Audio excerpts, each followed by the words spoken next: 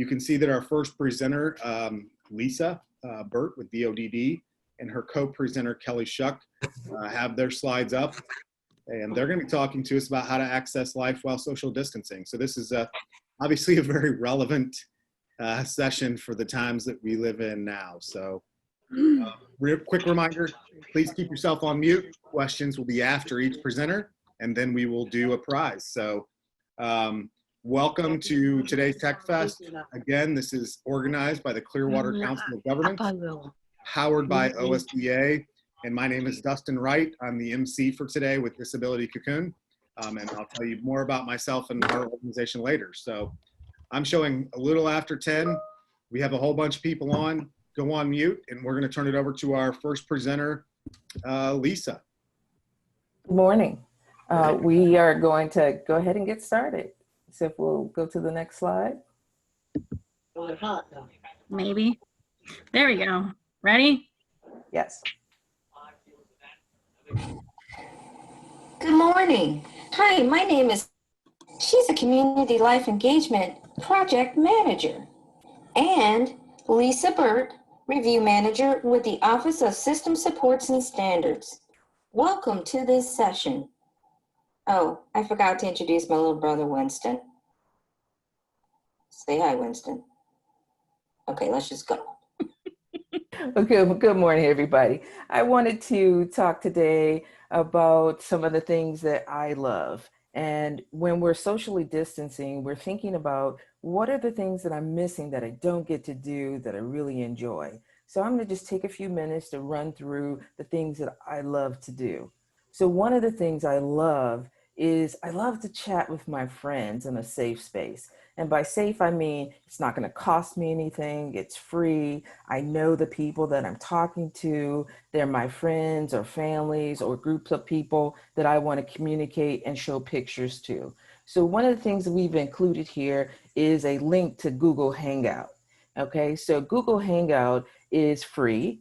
It's affiliated with Google, and you need a Google account to use it. What'll happen with Google Hangout is that you can invite people to join this space with you, and it's having a little trouble right now, so we'll roll with the technical difficulties. But basically, Google Hangout is really easy to find. You can go to Google and just put in Google Hangout, and as long as everybody has an account, they can look and talk to each other, and you can leave this group as long as you want. So every time something great happens in your life, or yesterday I saw a deer, I want to share with my friends, look at this deer, I saw him so close up.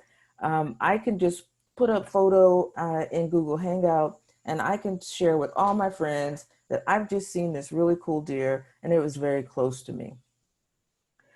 Some of the other things that I like to do is I need to, well, I don't really like to do it. I need to learn how to cook new foods.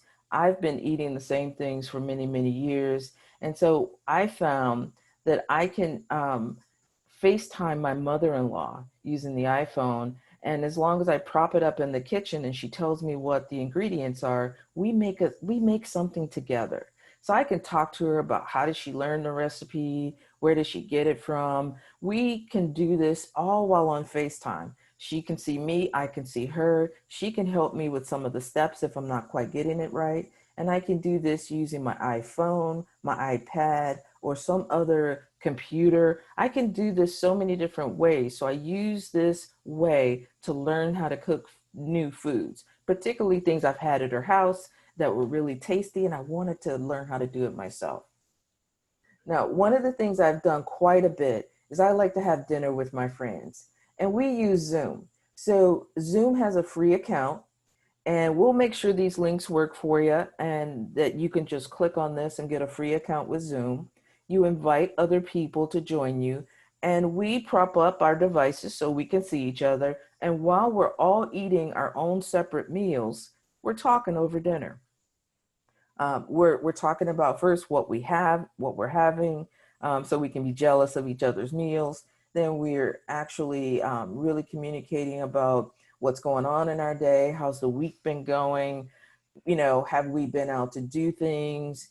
So those are ways that I really find are helpful to me to stay in touch with my friends, is by inviting them to dinner virtually, by being able to see what they're doing, what they're eating, what they're saying, being able to laugh and joke over Zoom. And Zoom for the free account lasts about 45 minutes. So that gets us through dinner and we can have that discussion. But if I could purchase something longer, I could do that. I could purchase a Zoom account, or I can invite people more often. Can you see it, Lisa? I can't see Zoom, no. Okay. But these links work for you. So I want you to know that you'll be able to About click that. on them and see more about it. Okay. So this is Zoom. You can pick a plan. Look at the personal meeting to the far left. You can see that it's free and you can invite 100 people. Now, I don't have 100 people I would invite to dinner, but if I had a big giant family and we all wanted to get on and see how life is going for each other, we could do about 40 minutes of just talking, and it's free. Okay. All right. So we'll go back to, I need to exercise. I have been sitting at my desk far too long, and I really need to get out and exercise. And one of the things that I've done so far is I checked out We Thrive Together. We Thrive Together gives a lot of events where it gives you some choices of things that you can choose. And I can choose an exercise class that I'll see on my computer. It will be with other people. And actually, there are a list of classes that they have, but all of us can exercise together. So I don't have to do this alone. I can get some encouragement for other people. Okay, so you can do that through We Thrive Together events. And what's nice about that is, again, I can pick classes, and all of these classes are online and they're really helpful. You know, when you're trying to exercise and it's not something you're good at, if you went to events, and you could go to the event calendar and it can show you all the things that are coming up. So there are more than just, and this isn't all local. I could chat with people, I could do games with people. And as we scroll down, you know, there were some other things like I could do chair yoga with Doris. Sometimes my knees hurt a little bit, so doing some chair yoga, which is some stretching. Doris will show us how to do it, and then I can do it at my own home.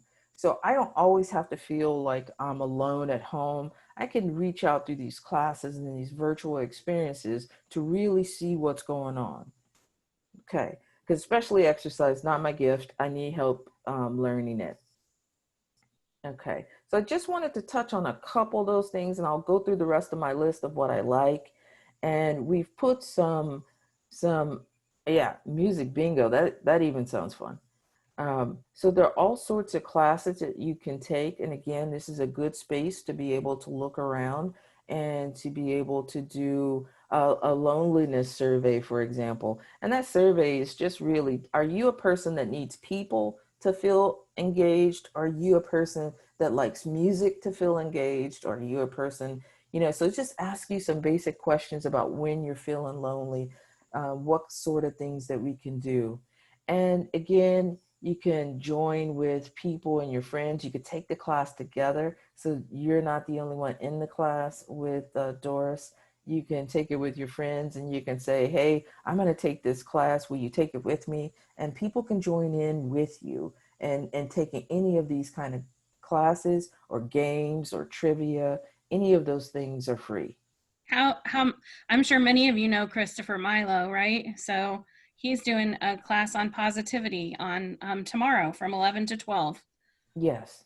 Great. And what we looked at is what could we do for free? So when we talked about these events, not, you know, if we're at home, we may not be at work every day. We can't afford to dish out some extra cash. So what we tried to do is really make sure we focused on things that were free. Okay. We go back to the PowerPoint. I'll just finish up some of the other things that I like, and then I'll turn it over.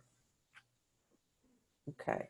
So I love technology. And one of the things we wanted to do is do an introduction with My Talking Pets. Now, I'm not going to show you that anymore because that was our introduction, But in my talking pets, I make my dogs talk all the time. I make it, what's nice about this is a free app. All I need to do is take a picture of my dog. I take the little dots and I match them up to the top of their head, to their eyes, to their mouth, and to their chin. And then my talking pets does the rest. And then it tapes the message that I want. And so what I like to do is I send people birthday emails from my dogs. And they will say, "Hi, Grandma, it's me," and they will give a birthday message. So it's really something that it's kind of silly, but it's fun. And I like to do that along with, I like to take photos and again, share them with my friends. And I do that through Facebook, which is also free. And so on Facebook, you really want to only share things that you would show to people, like photos of fun things that you're doing. And it's nice to have a friendship group of people that you know and people that you trust. And then you can communicate all the daily activities that are going on with you when it comes to things that you want to share publicly, okay? And there are ways to have private groups, and there are people around everywhere that can help you develop that through your cell phone or other devices. So I'm going to stop talking. Okay. All right, it's my turn now. I, as my talking pets told us earlier, I'm Kelly Shuck. I'm with DODD, the Ohio Department of Developmental Disabilities. And Lisa and I thought it would just be nice, again, to go through some of the things that we really like in our own lives and show you how we're connecting on different virtual platforms to continue to do some of the things that we love while social distancing. So one of my favorite things to do is to read. I read almost every day. One of the things that our library has locally are coffee talk book discussions. So you can see here Where the Crawdad Sings. I actually have that book sitting right here.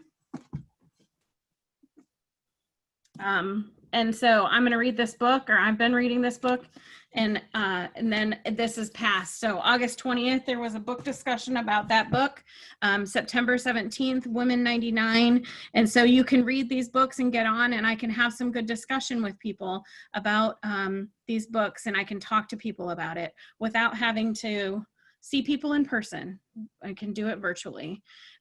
They also have, let's see here. If I go back to Wood County, just to their homepage, upcoming events. So we were talking about We Thrive Together, but we also have just our local resources as well. You can look up your local library system, Learning Food Dehydration with Becky on Google Meet. They have classics in the morning. I also, one of the things that I have on my slide is that I really love live music. And so September 15th, there's a live concert at 4 o'clock in the afternoon. So that's something that I can get on and listen to some music without having to, while social distancing and while not having to be near people. They also have trivia, and then wildlife, which is also another area that I really enjoy. So let's see here. I'm going to go back to my PowerPoint. So I also really love to cook. I enjoy trying new restaurants. I enjoy trying new types of food. I enjoy trying to cook new types of food, things that I've maybe had at a restaurant that I want to try at home. And so one of my favorite websites is All Recipes. It's a free website that you can go to, and I'm going to click on it here and just show you one thing real quick. So All Recipes has videos on it of how to make things, and it's free, and you can get on, and this is a video on how to make homemade pizza sauce. So if you want to maybe Zoom with your friends and make pizza together, you could make some homemade pizza sauce to go with it. So that is another thing that we could do. And they also just have recipes, and sometimes there are videos of the recipes. So if there's something specific that you want to find, you could find that recipe and cook it yourself, or again, you can Zoom with your friends and cook it together. You can also make sure like all of you have the same ingredients and you can cook a pizza together or something along those lines. I've done that with my friends. I also like to hang out with my friends. I think Lisa was talking about Zooming with her friends for dinner. One of the things that I do with my friends is if you have Facebook, Facebook Messenger allows you to video chat with a group of people. So I do it right on my phone. And there are, like, I have some really good friends all over the country. So one of my friends is in Atlanta, Georgia. I have another one in Knoxville, Tennessee, and then some in Northwest Ohio. And we all get on Facebook Messenger together and video chat. And we can all sit together. We can eat together. We can just chit chat. But we do that about once a week just to stay connected with one another. I also would really like to learn how to golf. So my kids, I have 3 boys, and they are 13, 12, and 5. And my 12 and 13-year-old both golf. And so I really would like to learn how to golf so that they go golfing once or twice a week probably, so that I can spend some time with my sons. And I can get on YouTube, and there's a video. Let's see if it'll go. YouTube's going to teach me how to golf. My sons would like to teach me how to golf, but they're not so patient with me. So I have to go to YouTube. Hi, I'm Justin, and today I'm going to teach you what you need to know about getting good in golf. So I'm going to start by teaching you the correct golf grip. A good golf grip allows the club face to stay square through impact. There are a few different grip options. The first is overlapping. To start with the overlapping grip, we lay the grip in our top hand, lay it into your fingers and rest it up against your palm. Then you take your bottom hand, place the pinky finger in between the index and middle finger of the top grip. The other grip. I don't necessarily want to, you guys don't need to see everything on the YouTube video, but I just want to show, like, there's so many different things that you can Google or YouTube or search for on YouTube, or you can learn different things. You can learn how to play disc golf or bocce ball or whatever, and you can learn those new types of sports through those YouTube videos. I also I've really developed an interest in birds since I've been home. I have a lot of birds in my neighborhood, and I was able to get some bird feeders when the pandemic started, and I put them out, and I have all kinds of birds now that come to my backyard. And so I was really interested in trying to figure out which birds were out there and were coming to my backyard, and there were some that were pretty rare. So there's an app called Merlin that I'm not going to necessarily go to right this second, but there's an app called Merlin where you can ID birds, and that's something that I did online, and it was really cool. It's an app that I can put on my phone. I can use it online. It tells me more about the birds that I'm looking for, and so that is something interesting that I was able to find that, again, gave me some more information, but allowed me to do something where I didn't have to necessarily be around a whole lot of people. I also really enjoy spending time in nature. So walking at parks, we have a lot of great local parks up in Northwest Ohio. And so one of the things that I was going to share is the Lucas County Metro Parks. They have a lot of great activities that you can find online. All of them are online, and you can go and socially distance from people while you're at the park. So one of the things that I think is very cool, they just built a treehouse village at the Lucas County Metro Parks. And so today, I believe it's today, yep, 9/1 from 11 to 12, they're doing tours. So you can do a self-guided tour of the Canalay Treehouse Village. So you can dress for the weather and you can go out and walk and see the new Treehouse Village. But they also have just a ton of other activities that they are doing both online and in person that you can participate in through your local parks district. So Lisa and I were just, again, wanting to take a few minutes to let you know some of the things that we like and how we're doing those things while social distancing. We also wanted to provide a few resources out there. The Institute for Community Inclusion is a national institute.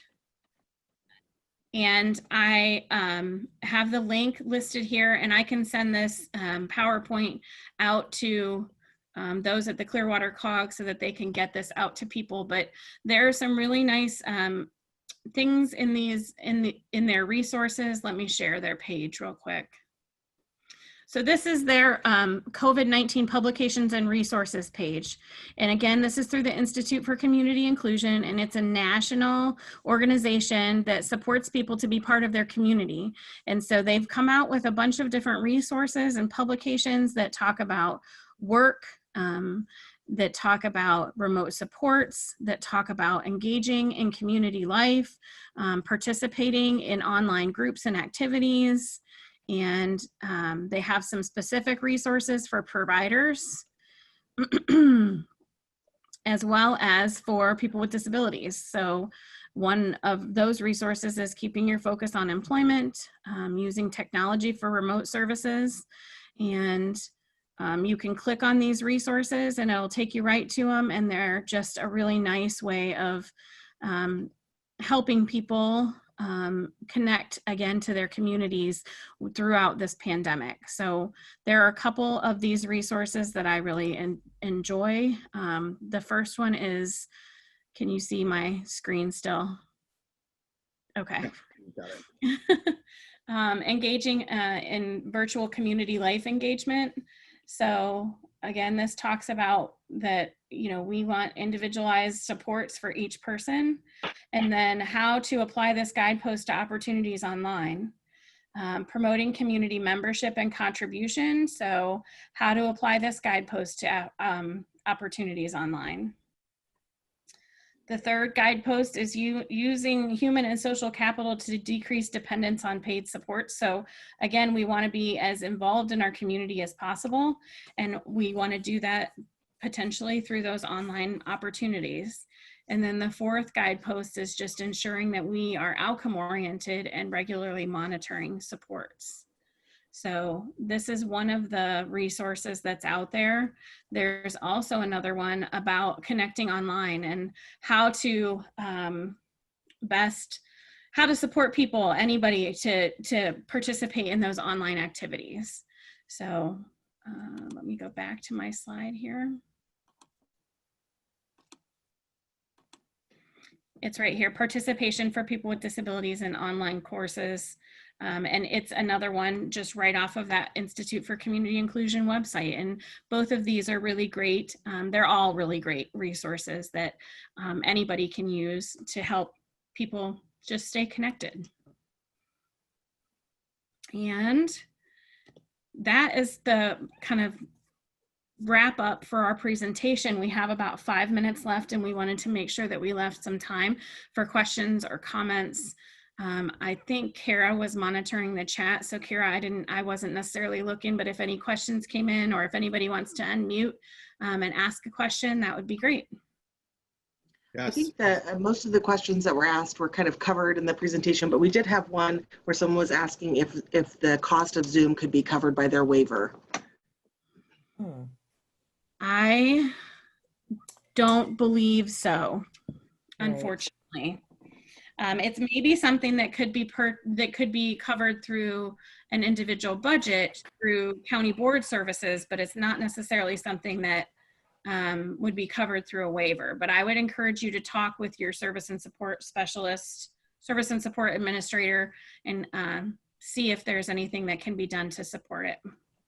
The other thing is Zoom is one of many options. So there are lots of other free opportunities for you to connect through video, and you can connect through video with other people. So even though they offer a small free opportunity, you can do that through Facebook, Messenger.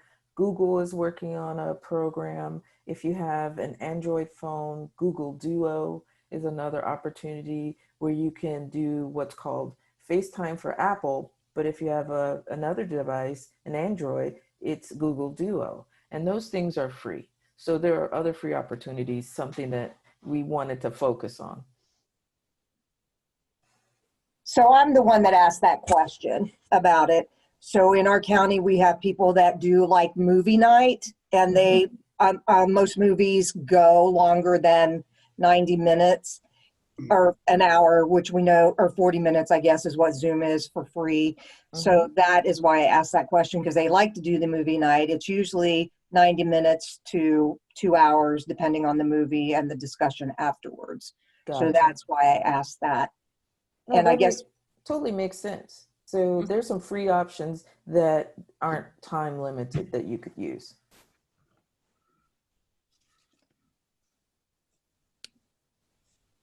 Great questions coming in. We have, for those of you that are on also, I'd really recommend going to the chat. If you're not in there, there's lots of ideas and comments with some other great things being shared. Lisa, I have a question. I'm in a advocacy group for individuals with disabilities, and I was wondering, since we're working on social distancing, if one of the two of you would, if I give you our advisor's email, if you would contact him to set up to do a presentation for our group at a later date, because I do think this is very important. And I would also like to ask, what advice would you give for people who, we have a lot of individuals that want to participate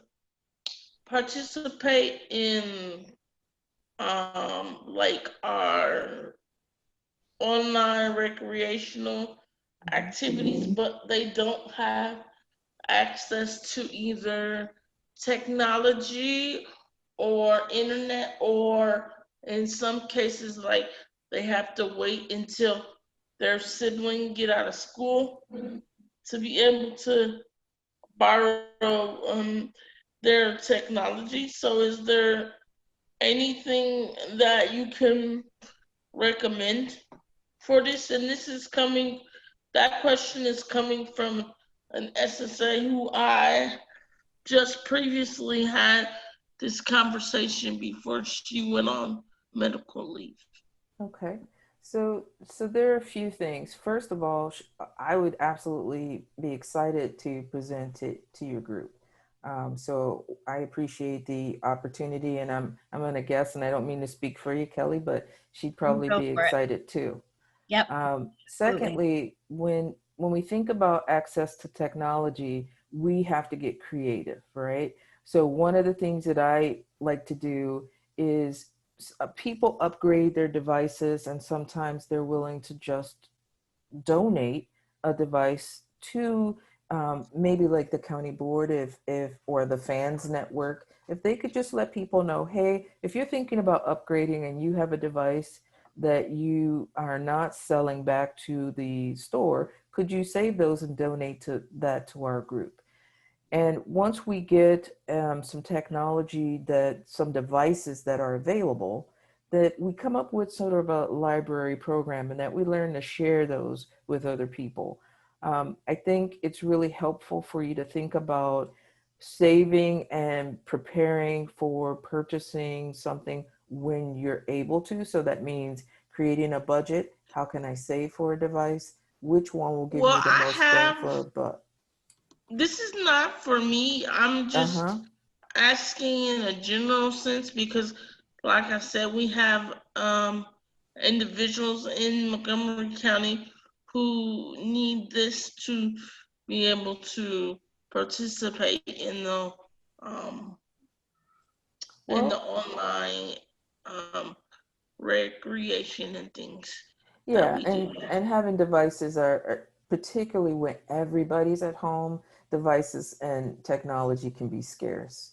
I think that's something that maybe we could talk about further and try to brainstorm some ideas of how we can help people get access. I know one of the initiatives that the governor has that he's working on is broadband for everyone. Now, that's going to take a while to get there, but it's a real worthwhile project to expand the access of technology to people. So I think we're not going to figure it out today, but I think it'd be a good idea for your group and for us to think about ways that we can improve people's access to technology. Okay, can you take down this email address? I can. Is D Gleason Okay. IMCBDDS.org. Okay. I'll send you an email. That is That's the advisor, I think, right? For your yes. group. Okay. Yes. And it's the Montgomery County / Greene County Voices group. Okay. Thank you. You're welcome. Because I'm pretty sure they would all benefit from the technology conversation. Absolutely. And I would present it just the way you just presented it. Awesome. Sounds good. Thanks, We can do that. Letitia. You're We have welcome. time for one more question? Sure, go ahead. Just Oh, real sorry. quick. I'm sorry. Just real quick in response to Letitia there. I've had some luck with some of my folks being able to utilize their waiver to purchase iPads and stuff like that. It's just going to be up to contacting SSAs and them being creative and how to utilize that for the services they need. So then they can get the iPad and utilize it for different fun online technology stuff. Great. Well, thank you Great. all. Thanks for the comments. Any other last minute questions for these two presenters? Then we'll. Guys, I have a question for you guys. What is Google Hangout?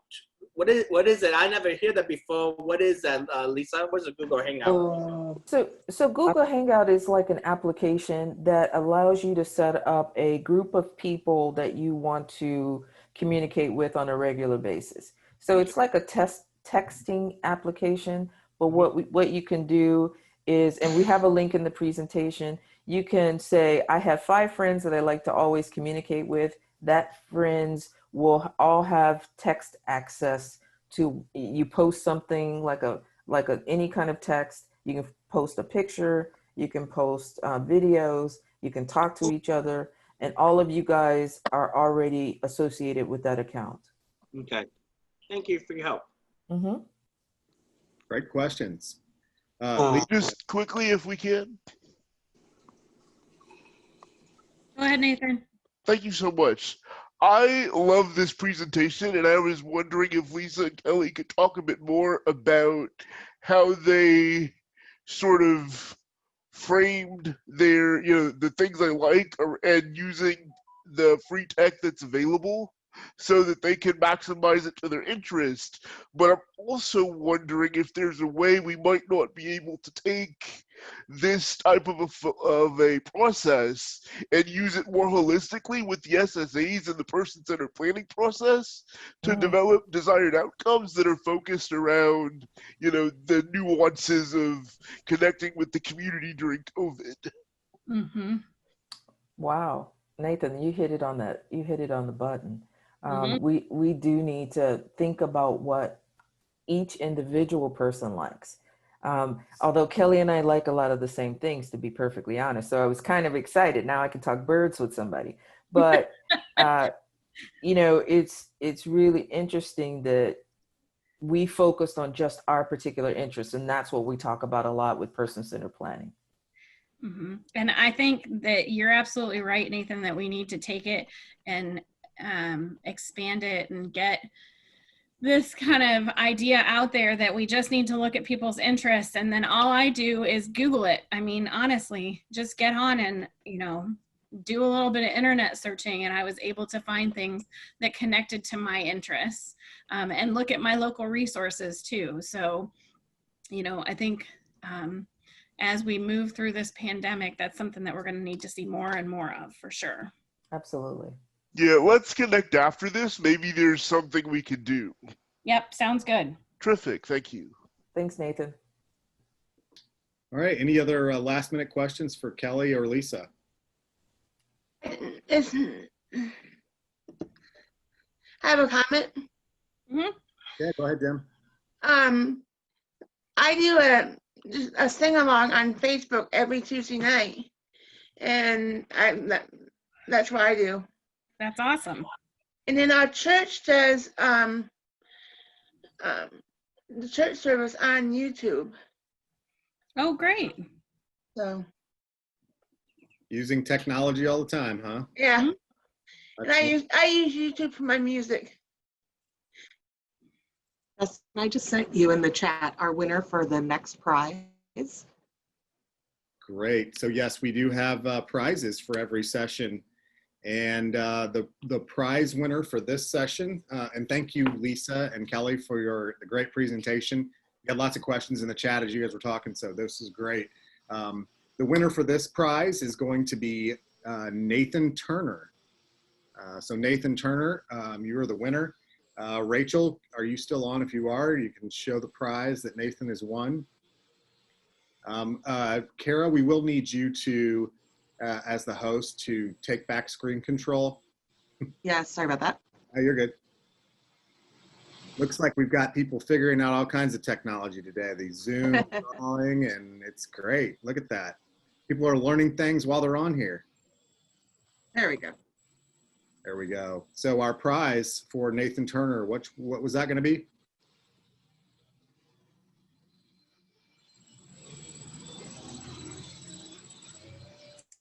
Hey, Dustin, the first prize was a tablet. A tablet? Great. Yep. That's wonderful. So Nathan Turner, congratulations. You just won a tablet. Do we know what kind of tablet it is? It is a Fire 7 with Alexa. Wonderful. Look at that. Great prize. Congratulations, Nathan. Well, thank you again for this the. This is Kara. Oh, go ahead, Kara. Sorry, Nathan, this is Kara. Could you send me your address in the chat and I'll make sure you get it?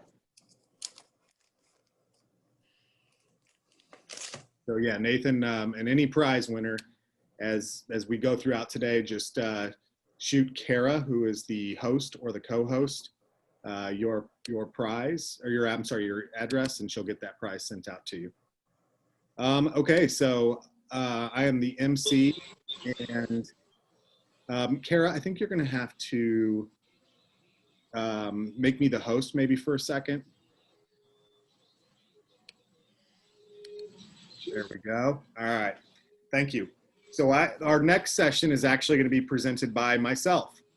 One of the reasons I think that I was asked to MC this event is because the company that I own, called Disability Cocoon, does a whole bunch of tech stuff. We are trying to act as a technology resource hub so that people can come and learn about new kinds of technologies, but also a catalyst for change within the industry. And when I say industry, I'm talking about how people with disabilities receive services and supports.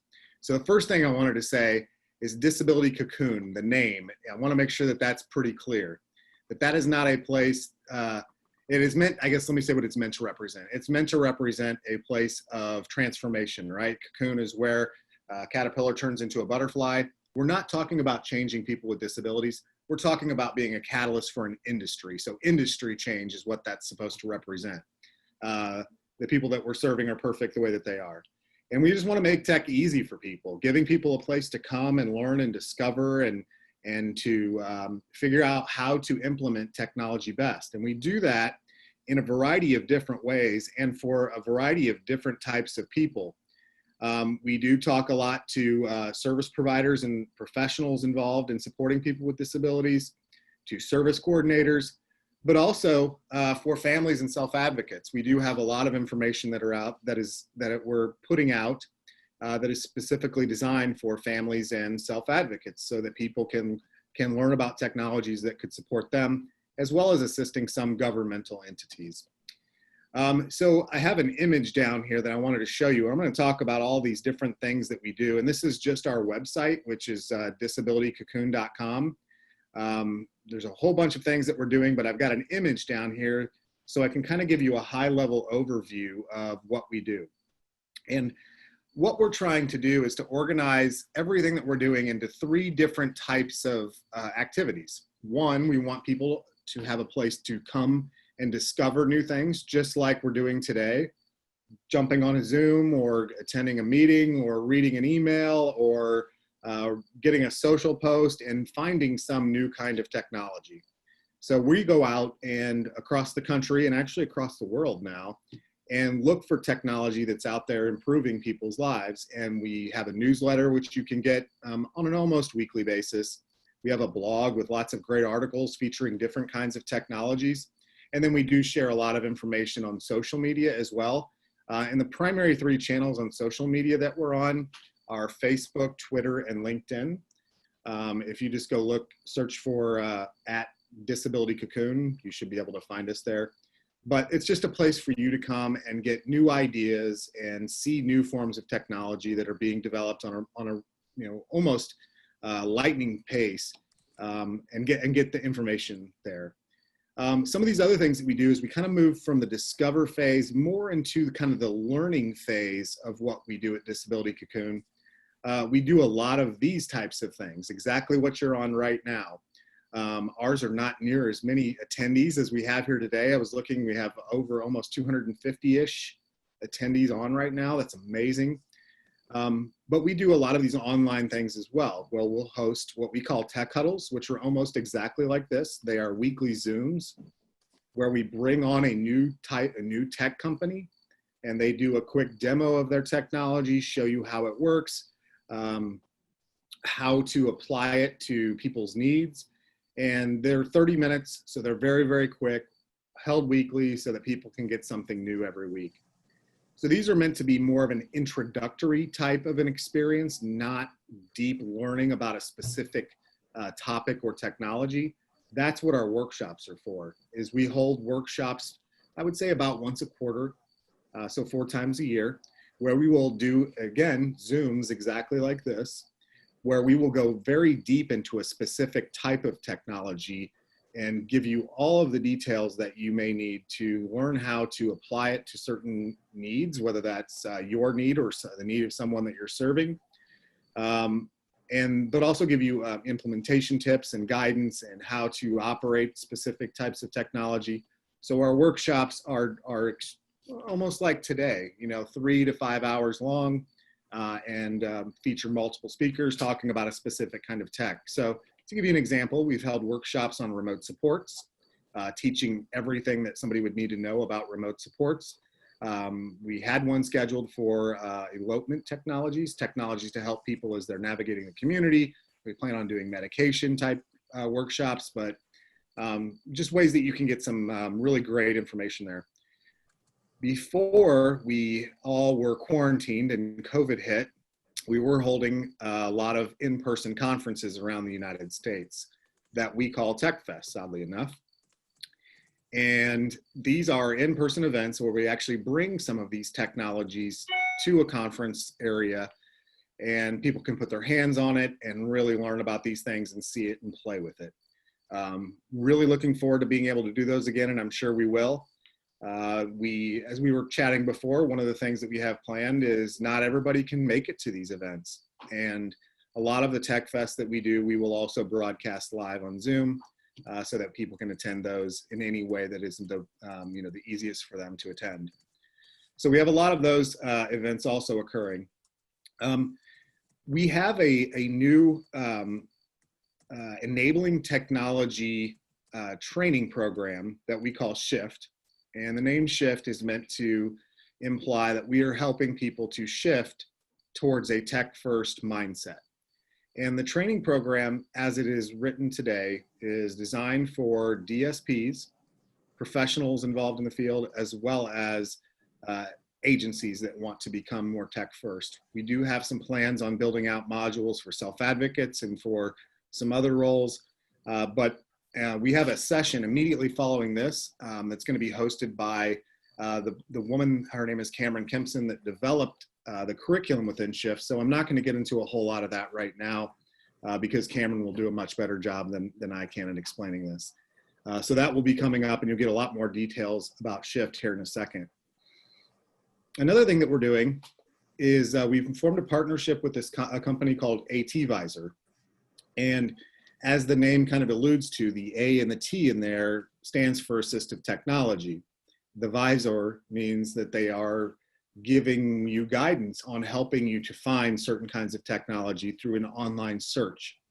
And let me actually show you a real quick image of what that looks like. But again, I don't want to talk too much about this because we do have a session coming up later today where they're going to dive really deeply into this and show you how it works.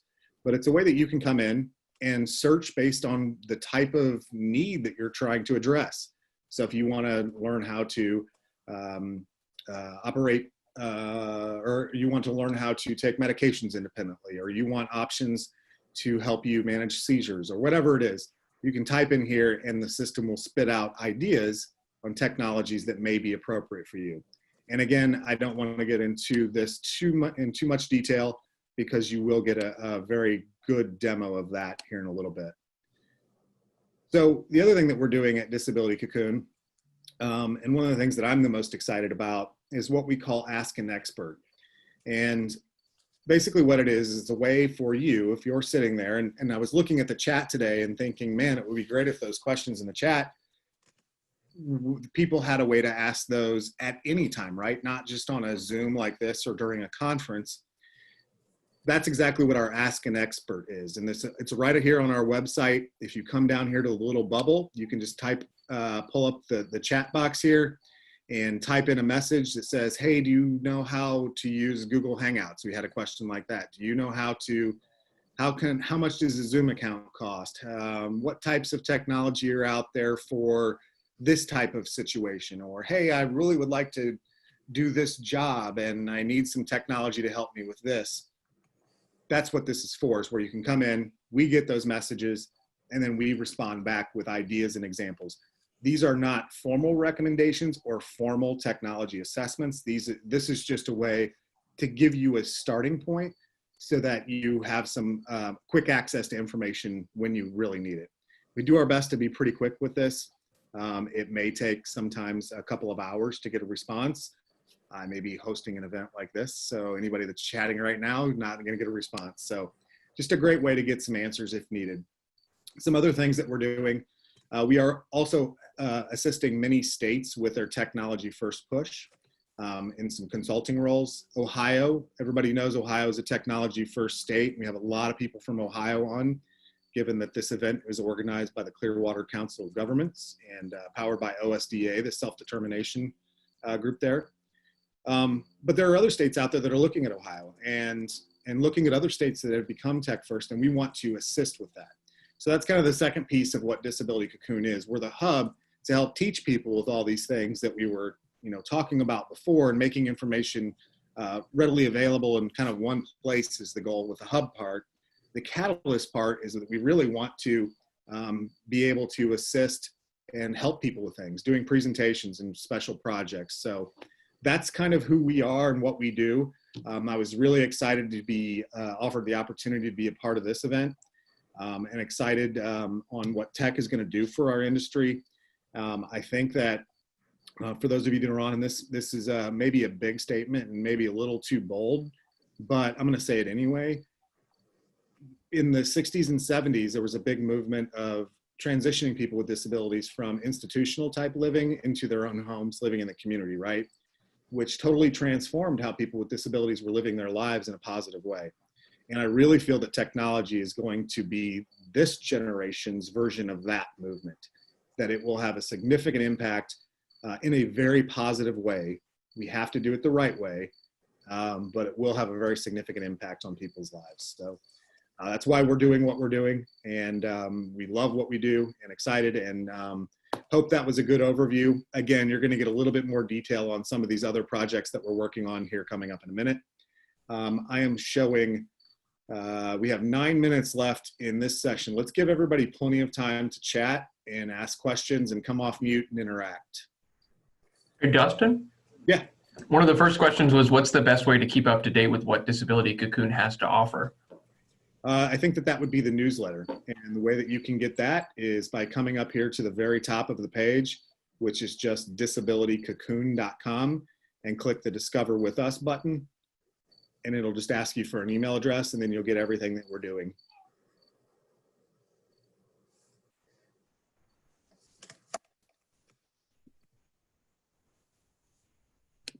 Any other questions out there?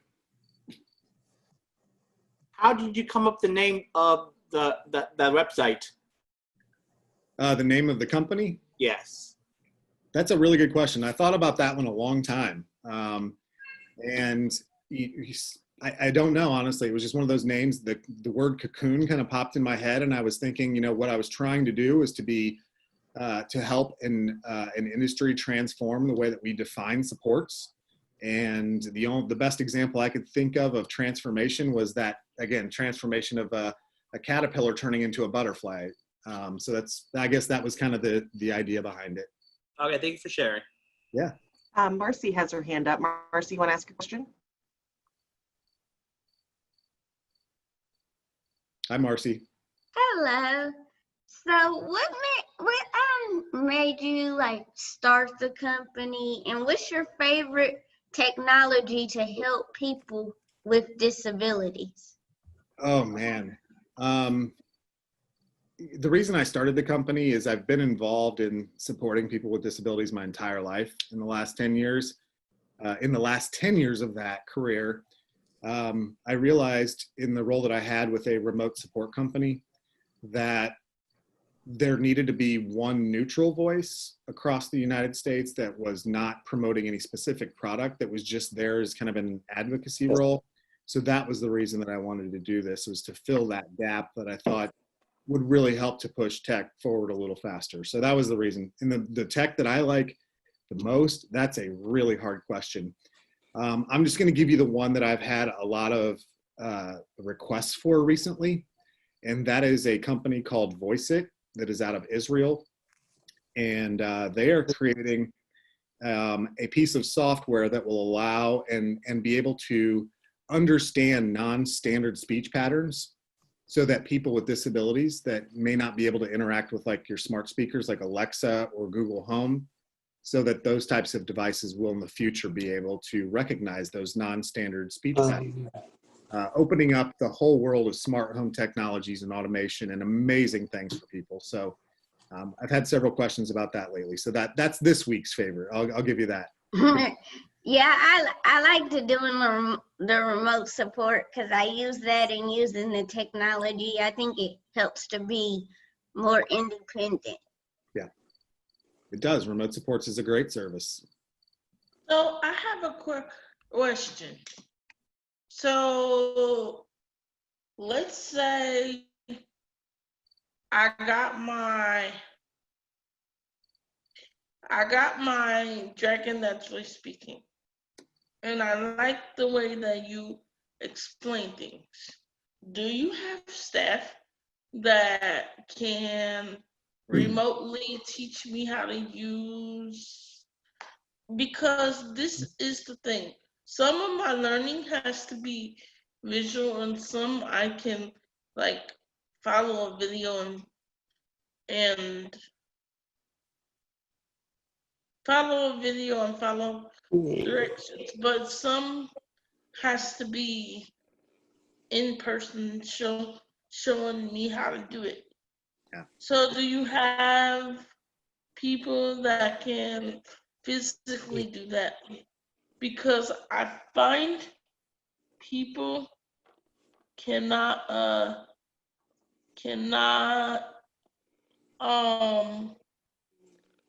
they're not patient enough to give up to teach us in the way that we need to be taught. That is a very good question. Thank you. And I think that might have been Letitia again. Yes. Thank you. That's a great question. No, Disability Cocoon does not have employees that can go out to people's homes to do that one-on-one training. The way that but that is a very needed service. And that yes, it is. That would be almost like an assistive technology assessment that is done by a local professional in your area. And the way that we at Disability Cocoon are trying to assist people with finding those is through the AT Visor program that I was kind of alluding to in my presentation. And we have a session coming up here in a little while where you're going to get to see AT Visor. One of the things that they're building besides the text search tool is the ability to search for a local AT assessor that can come out to your house. So it's not only helping you. Can I sign up for this to be a trial and error person? Yes, you can actually use it right now. And I can, once I get done here, I'll put a link to AT Visor in the chat, and it's there and available right now. They're from Israel, so we are building out the United States network of technology and AT assessors here very soon. So, but you can start using it today. Okay, and I also have somebody that will be perfect for the AT advisors to do a trial and error for the speech impairment difficulty. Yes. I don't know if you know Sherry Cooper. I've heard the name. She's emceed some in Ohio, right? Yeah. Yes. She does blogs and stuff, and she says that it's very difficult to use Dragon Naturally Speaking because of her speech impairment. So I really think that she would be a perfect example for your technology people to use. Wonderful, thank you. And so we actually, Cameron, our next presenter, has already put a link to the AT Visor website in the chat. Thank you, Cameron. And there was a question in there. Somebody was asking, is the VoiceIt technology ready? Yes, it is. And if you go to voiceit.com, and again, I'm going to throw this in the chat, they're allowing people to download an app in beta version. And eventually they will have that built into, I'm assuming, Alexa and Google and those types of things. So how easy is it for me to fill out the form? Because the problem is I'm only a one-handed typer. Should be pretty easy. I don't think that they're asking for a whole bunch of information. So it's a pretty quick form. And to download the app, you would just do that either in the Google Play Store or yeah. Is it available on the Microsoft Play Store? Because I won't be doing it on my laptop, of course. Yep, absolutely. Okay. And Letitia, guess what? What? I just heard that for this session, the Disability Cocoon session, that Letitia is the winner of the prize for this session. So thank you. Thank you for the interaction, Letitia. They looks like you were the winner. Okay. Who do I need to send my email to? That would be to Tara. Yeah, Dustin, if you could make me the co-host again. When I hosted you, I unco-hosted myself. So people can't send me private messages. Okay, well, I'm having difficulty. Thank you. Doing that because the last time you asked us to do that, it went to the thing and then I actually was trying to close it and it actually closed the whole thing and I had to log back in and that was kind of a pain. So Kira, I'm going to go ahead and give it to you real quick.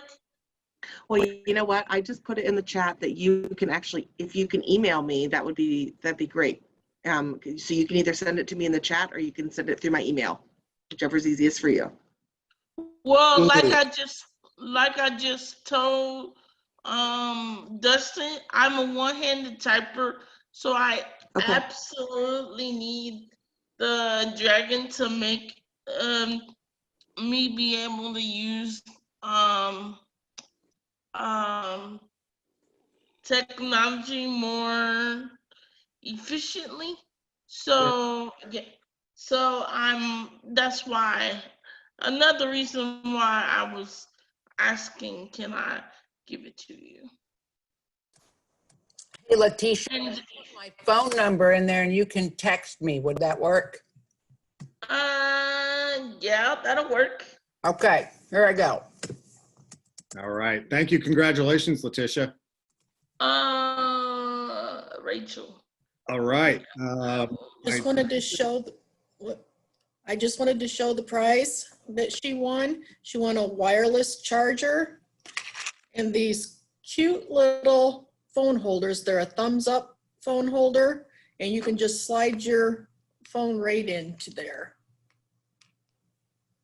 Ooh, hey, Congratulations, Letitia. Thanks for the thank question. you. There you go. All right. Well, let's keep this going. Let's hear about something new. And as I mentioned in my session, our next presenter is going to be Cameron Kempson. Cameron is with Simply Home, who does a lot of amazing things with technologies, and that has been their core mission for decades.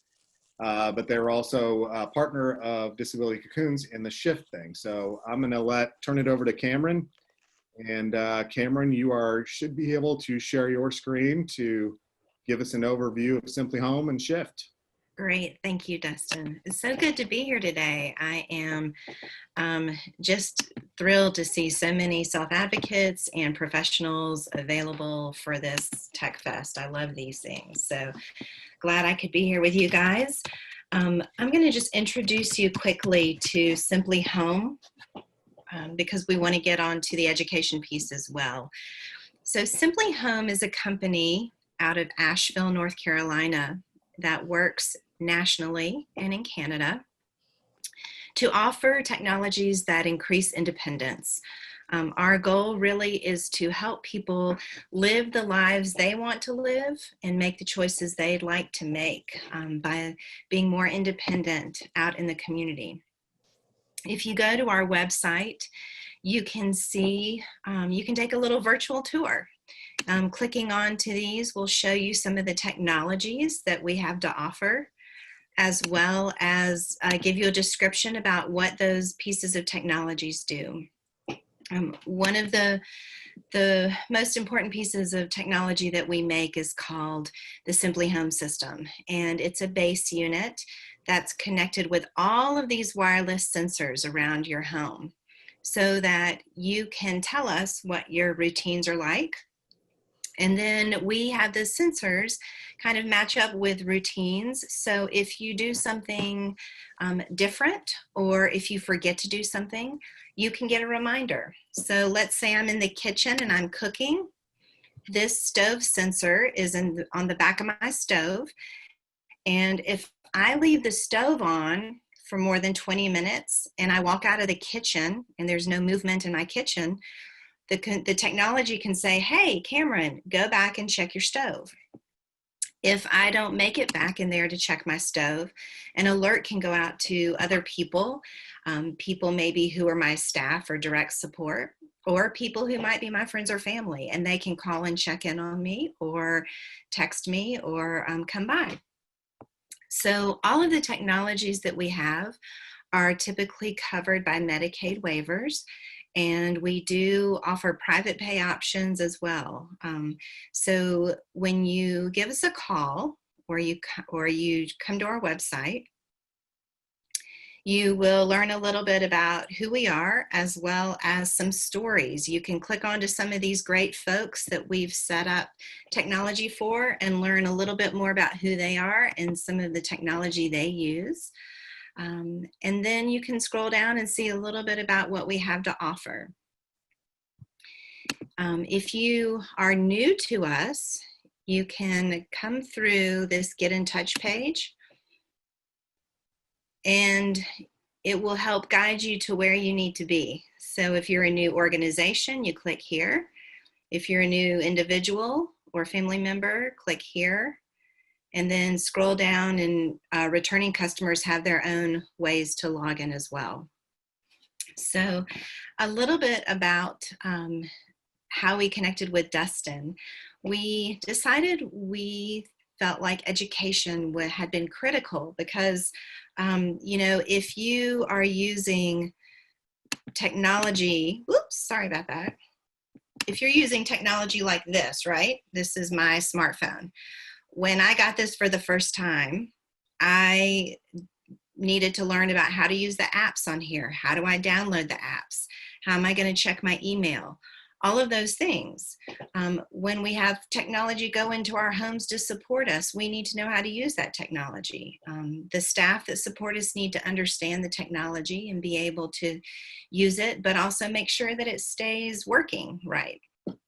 So we started taking the time to educate people about those technologies before we put them in people's homes, because we wanted everyone to be safe and we wanted everyone to understand how to use the things that they were going to use for independence.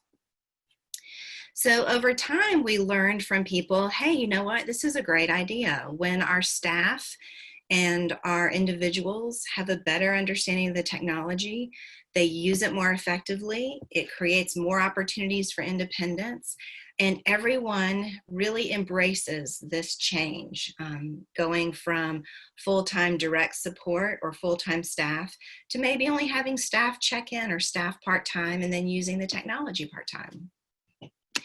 So from there, we talked to Dustin and we said, you know what, we really want to do this education. We feel like it's important. We've been doing it with the programs that we work with, but we want to make it go big.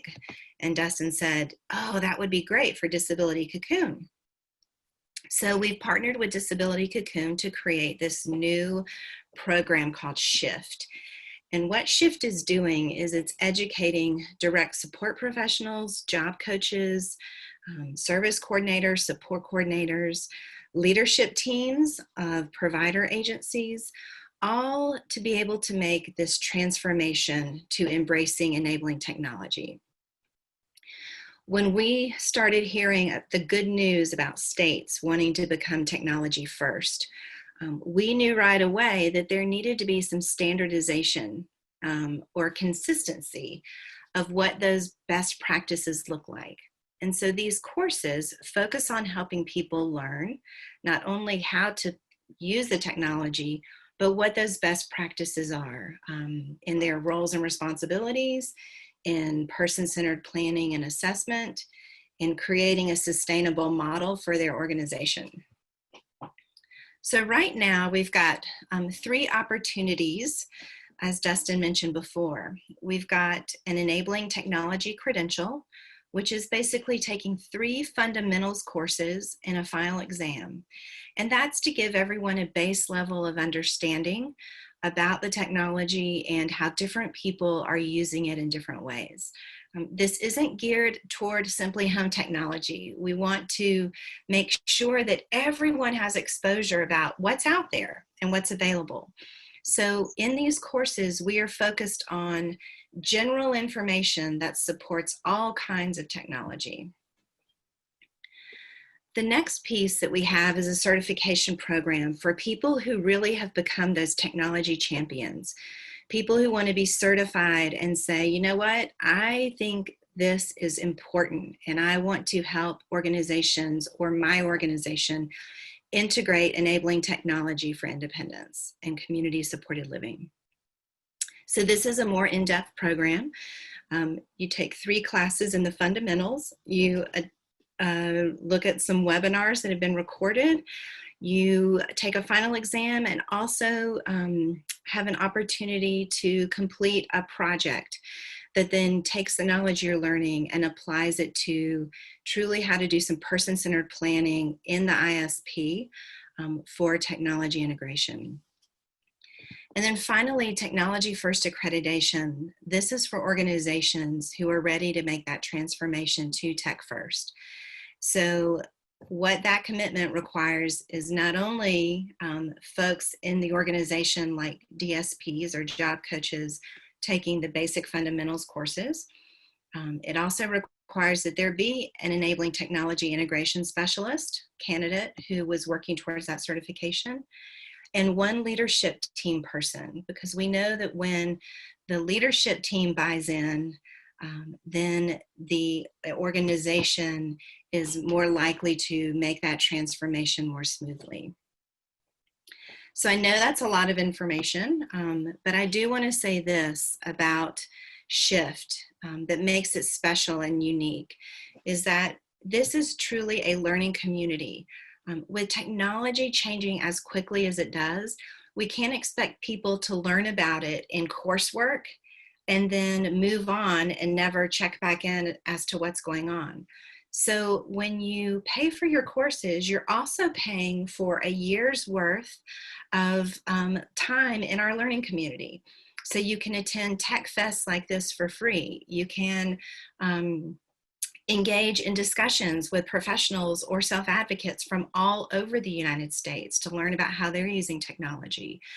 You can take part in monthly webinars with specialists who can talk you through new technologies, or general webinars where we get together and we just chat about what's going on, what are you struggling with, what can we help you do, what have been your successes, so that we can truly learn from each other as we go. If you come to this website, techfirstshift.org, and you want to share some information with other people, if you will click Learn More, this will give you a document that details out all of what SHIFT is about and the program and services. We put that together so that people could print that for committees or boards or executive directors so that they can get a feel for the detail piece of this project. I do want to show you the curriculum briefly, just so that you can see what we have to offer here. So if you click onto the curriculum tab, sorry, my internet's a little slow today. So under the curriculum, you will have more details about each of the courses that are required and the specialized courses as well. You also can see what kind of projects are required as a part of the certification and the Tech First accreditation. One thing I do want to note that is not on here is that we are actually looking at developing a whole series of courses for self-advocates, for people who are using the technology. Yeah, Letitia, right? My background is in special education, and worked with people across the board, ages birth through, gosh, senior adult, with disabilities, autism, and mental health issues. And I've already developed 3 courses to help people understand community-supported living, how technology can support that, and then how do I go into a meeting and advocate for wanting technology as a part of my plan. So we were going to take those classes and kind of get them jazzed up a bit and add some story videos, and we'll be putting those into Shift in the next 6 months so that self-advocates can also have a way to learn more about technology and to be able to learn the skills for awareness and how to access that technology and have their voice heard at meetings as they move into this new technology first world. So again, I'm so glad to be here today. If you have any questions about Shift, you can reach me through my email. I will put it here. And so glad, so glad that Ohio has really taken the lead in moving this movement along.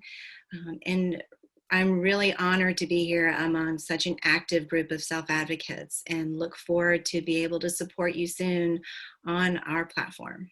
So you guys take care and have a great day. Thank you, Cameron. Yeah. Excited to work on that self-advocate curriculum with you. It's going to be great. All right. Well, who is our winner for this session? Winner. Are we able to ask questions? Yes, please. Yeah, Go ahead. I had a question.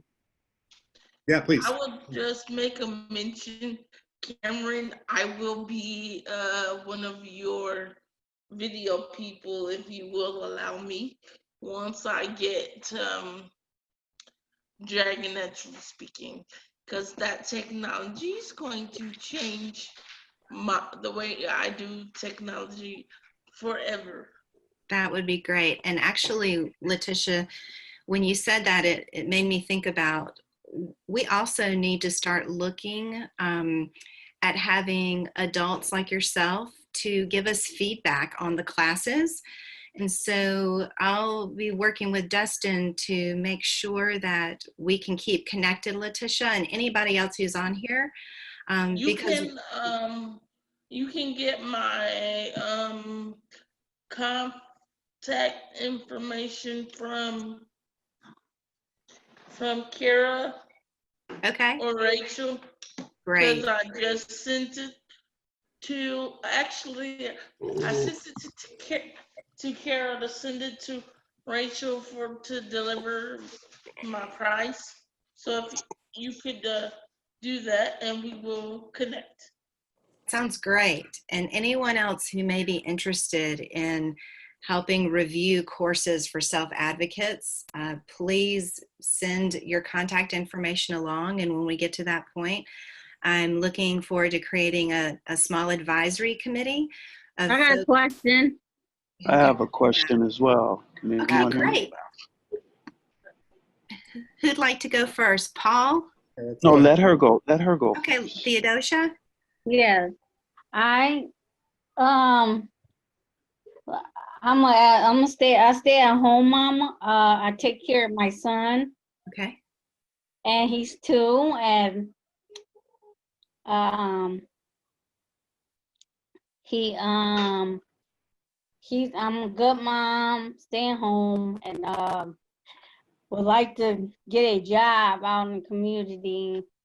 Well, I didn't work so many community jobs, so hopefully, try to get a job for a daycare, work at a daycare, and have him come with me.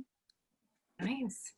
Very nice. So I don't do supported employment, but I'm sure Dustin can connect.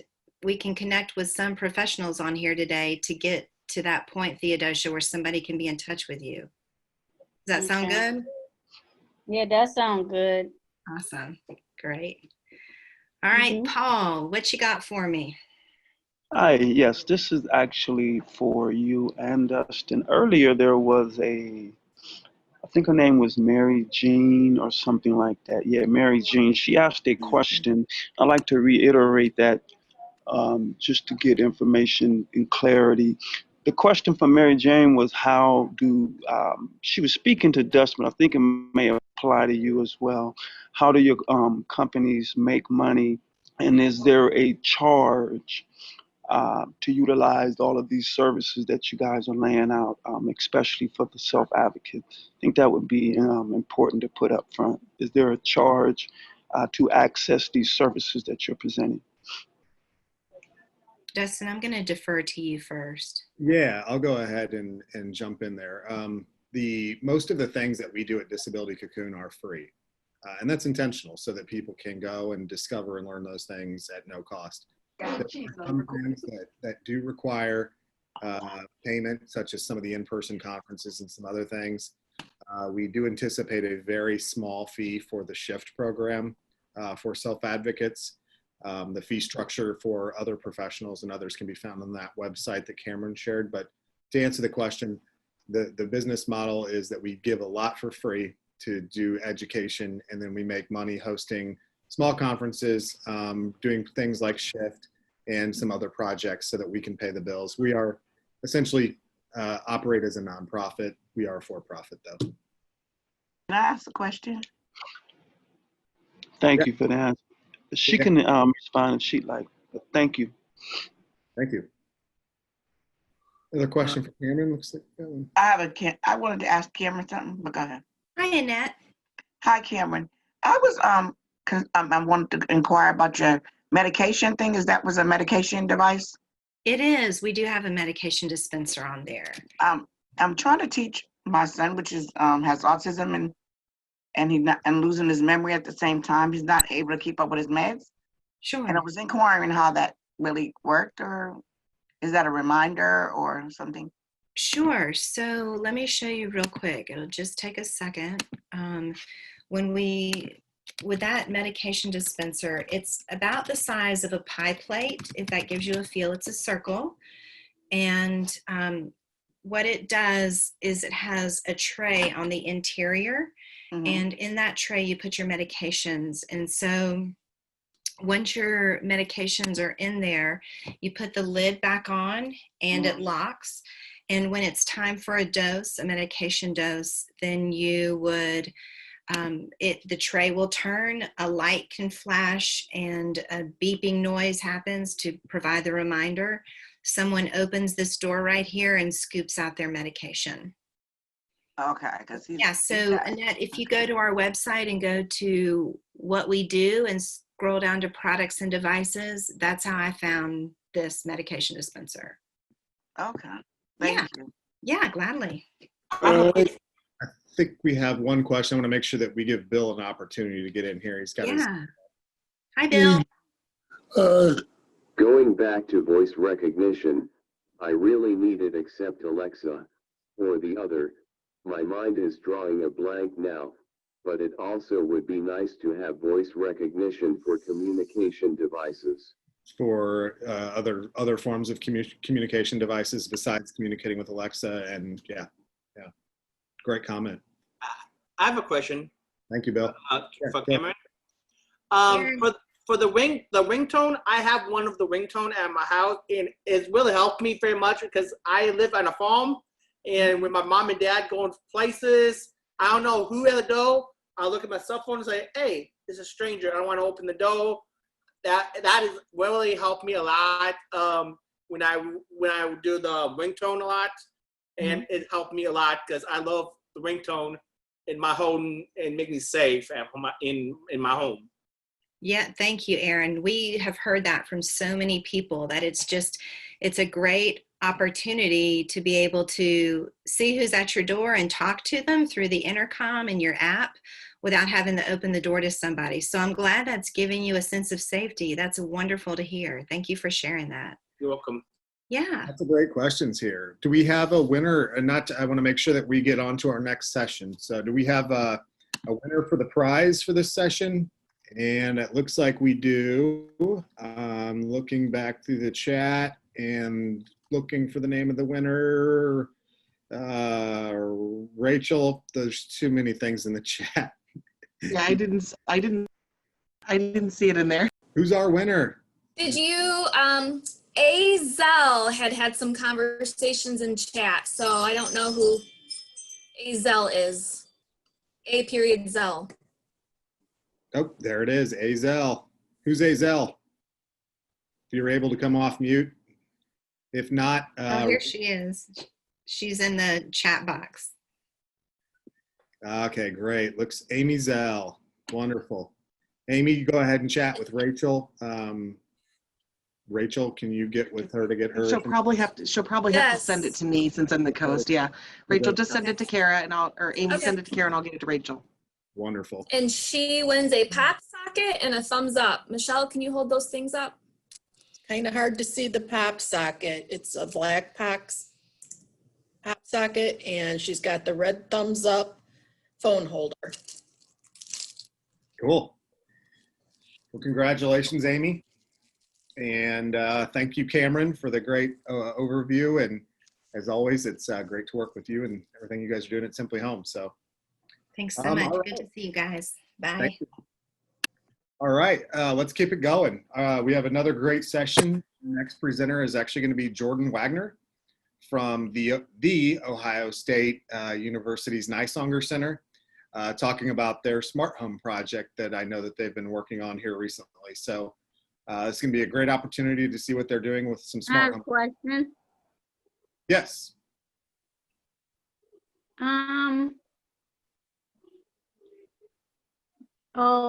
Yes, my name is Theodosia.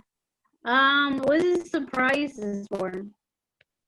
Good question. Yes, the prizes are, we're just kind of picking names of people that are engaging and interacting and asking questions. So, and just kind of picking them at random. So yeah, the more interaction you do, the better chance of winning a prize that you have. So. Okay. Thank you. You're welcome. All right, Jordan Wagner, are you on? Yes, I am on. Thanks, Dustin. Great. Thanks, Jordan. Jordan Wagner with the Nysonger Center. Yeah, can you see my screen okay? Yep, we've got it. Thank you. Okay, great. So yeah, as Dustin was saying, I'm Jordan Wagner, work at the Ohio State University Nysonger Center.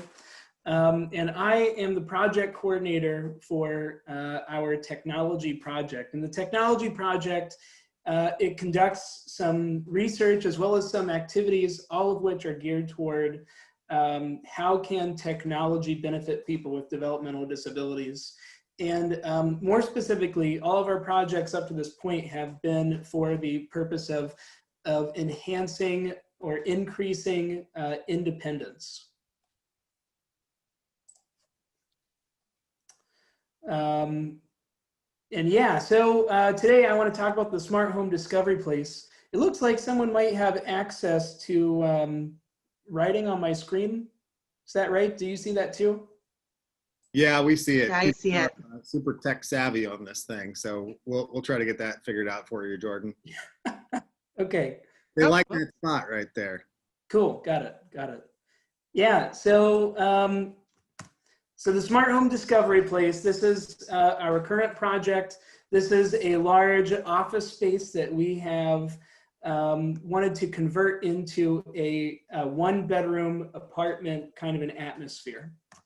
And we had some help doing this, some help from the Knights of Columbus, St. Bridget of Kildare, the Columbus Foundation, the Techarities Golf Outing from the Ohio State University Medical Center's IT department, Dose Health, they donated some of their technology. Assistive Technology of Ohio, we're partnering with them in multiple aspects as we develop and implement this program. Total Home Care Solutions, they donated their remote support services to demonstrate at this space. And then Google also donated some technologies as well. Yeah, so these donations, they went to supporting technologies to install in the space, as well as funds to renovate this office space. And so I have some pictures. This is kind of the overall view of what we wanted it to look like.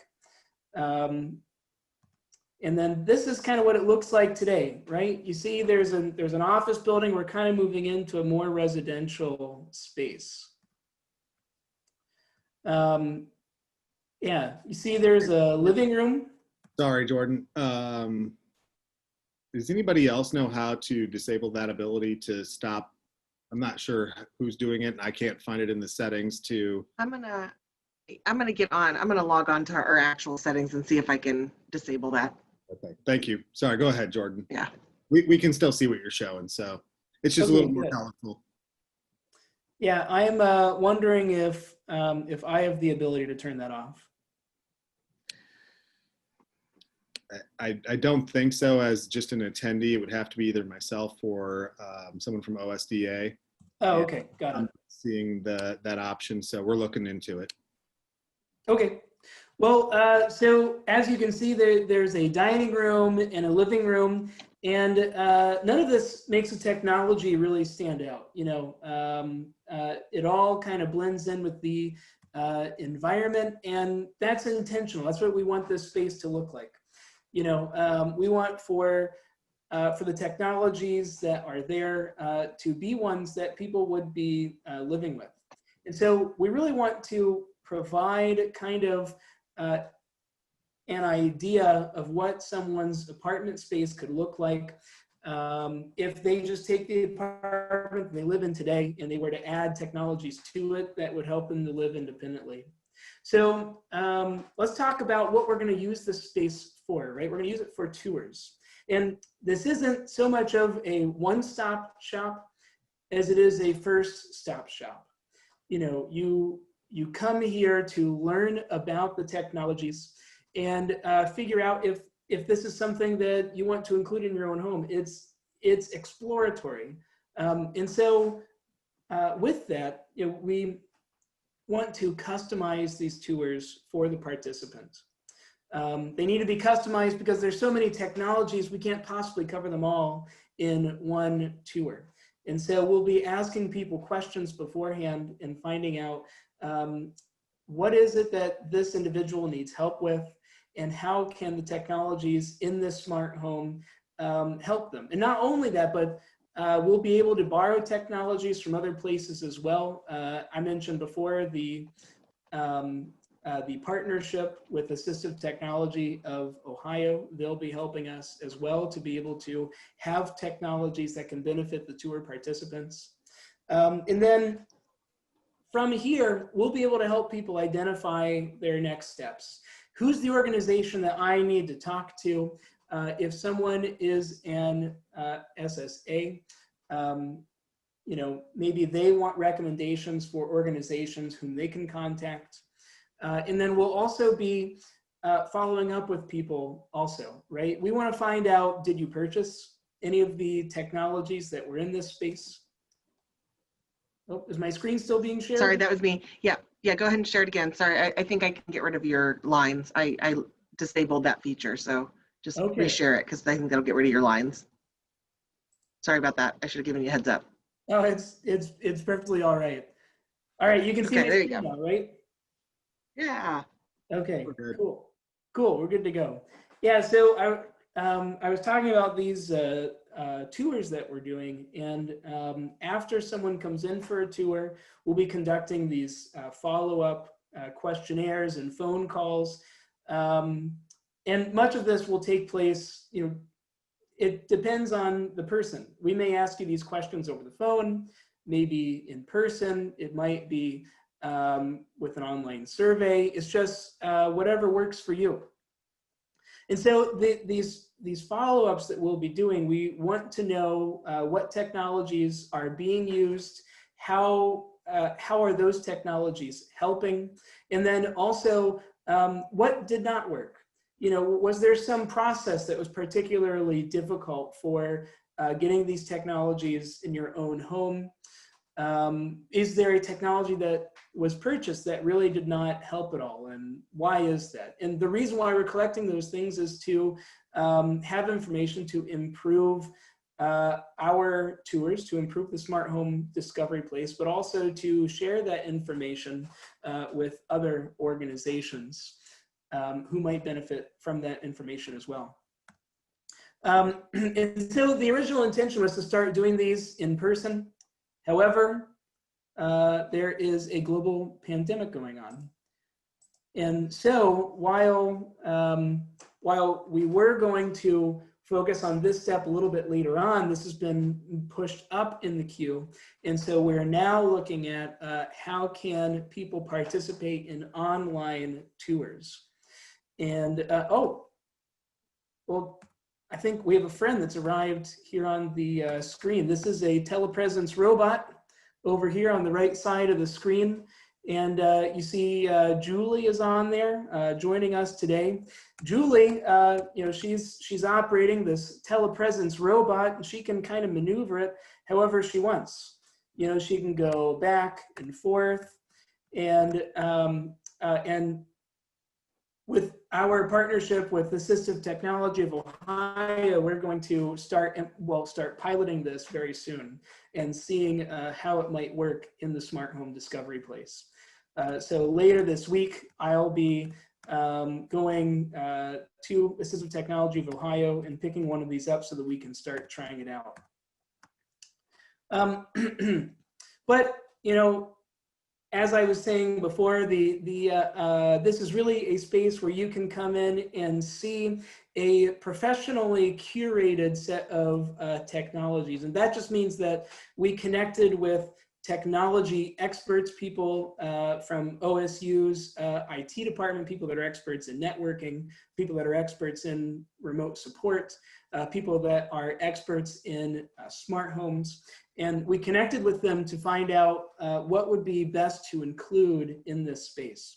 And so we kind of broke it down into 4 categories, right? We have safety and security, independent living, health technologies, and then remote support also. And I just want to go through these pretty quickly, right? The safety and security, when we were doing our research with regard to remote support, we had some parents who were telling us that this is one of the most important things that that goes into their son or daughter living independently. That in order for for the parent to feel like their son or daughter can live independently, safety was very important. And so during the previous session with Simply Home, someone mentioned a video doorbell. You know, that's exactly the kind of thing that helps someone feel safe. You know, they were also talking about ways to reduce the risk of a fire. And so we have the, you know, a similar motion detector to what Simply Home was talking about earlier, where the stove can shut down if you walk away for too long. And so we'll be able to demonstrate this in a safe environment for people to consider it for themselves. You know, feel it, try it out, see how it works. We have a range that heats with magnets. And so like in the picture, the pan will be hot, but not the stovetop itself. You know, not that fires can't happen that way, but it just reduces the risk of it. We have specialty smoke detectors that warn people when there is smoke or when there is fire. And then we want for these technologies to be able to interact together also, right? Maybe lights can provide an additional warning. The smoke detector can communicate with multiple technologies to let them know what's going on and help the people living in the home to find a resolution, find a way out, what have you. We have a bed sensor, right? This reduces the risk of falls because when you exit the bed, lights can automatically turn on. Independent living is important. And so we demonstrate technology that can walk someone through complex tasks with very simple steps. So this is a waterproof tablet we have next to the sink. And that's because if someone wants help cooking, they can use this in the kitchen. If someone wants help doing the dishes, again, they can use it in the kitchen. We're voice assistant heavy. You know, we have Alexa and Google in the space. So, sorry, Madam A, sorry if your voice assistants went off just now. Yeah, these voice assistants can help with cooking, and then can also help with sending reminders and even asking, hey, what's the weather outside? You know, what should I be wearing today before I go outside? And so instead of having someone there to provide this information or help with these things, the technologies that we have in this space can help someone do these activities independently.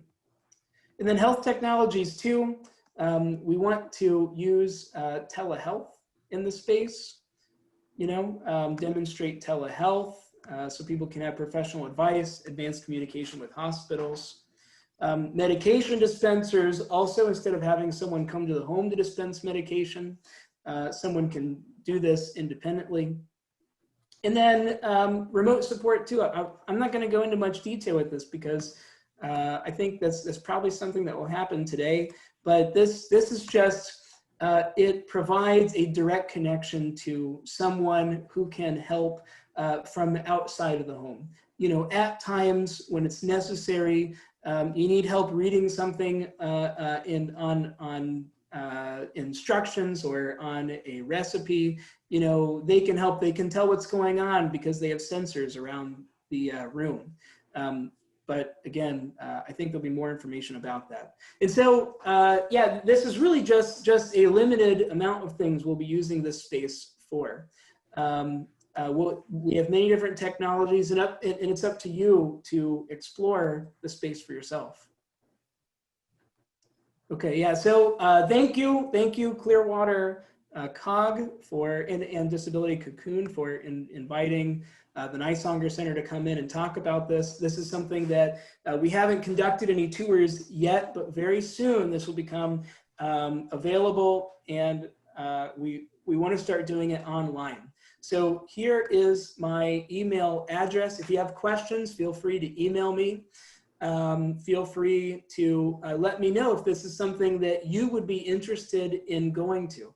This is open to anybody. It's open to the public. You just need to coordinate with me, and we can find a way to get you involved. Awesome, thank you. Jordan, we've had a couple of questions in the chat about people asking if the home is available for tours during COVID, or is there been a difference in being able to go check?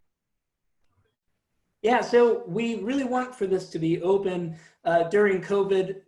Unfortunately, the space is really too small to conduct full-on tours, but what we're working on now is bringing this online. We want for people to be able to connect remotely. And so this week, I'll be picking up a telepresence robot, which just means that it's kind of like a tablet on a Segway. You know what we're doing right now with Zoom, where you can be talking from your home.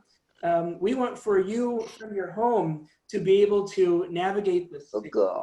And so we're going to make that happen.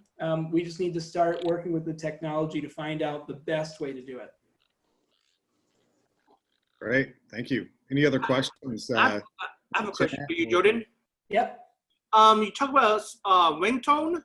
Also, the ringtone is, I have one of those ringtone. It's really helpful to me, and I love using it. And if I don't know who's at the door, I won't answer the door. I just say, hey, who's at the door? I just look at my cell phone and say, hey, that's a person at the door. I will talk to them through the ringtone and say, hey, thank you. You know what I'm saying? Because it helped me very much without opening the door, because I don't want to, you know what I'm saying? Yes. Yeah. Oh, I have a question. I think that's great. Things that make people feel safer. Certainly that's one of the things that can make someone feel safe. Yep. Yeah. Me and my roommate Mike are going to be possibly moving out, and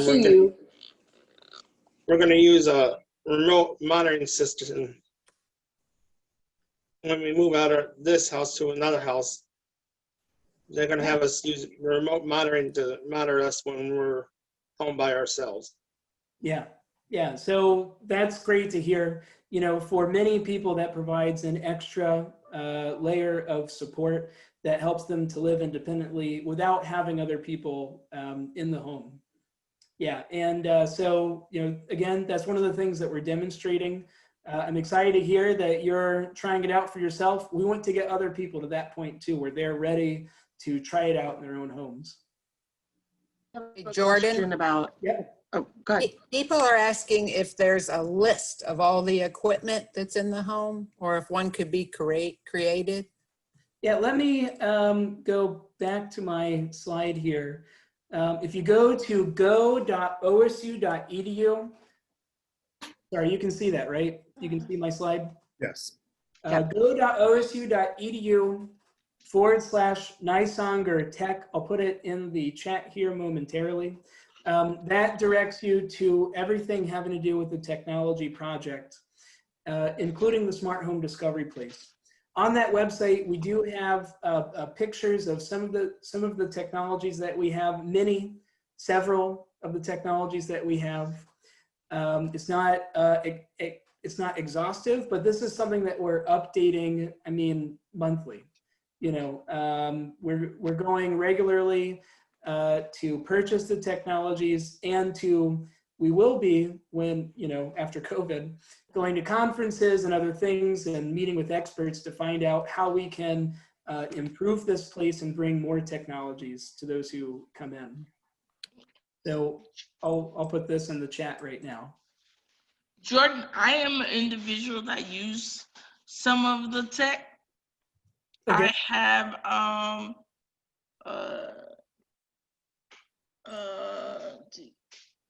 Total Home Solutions as my remote monitoring service.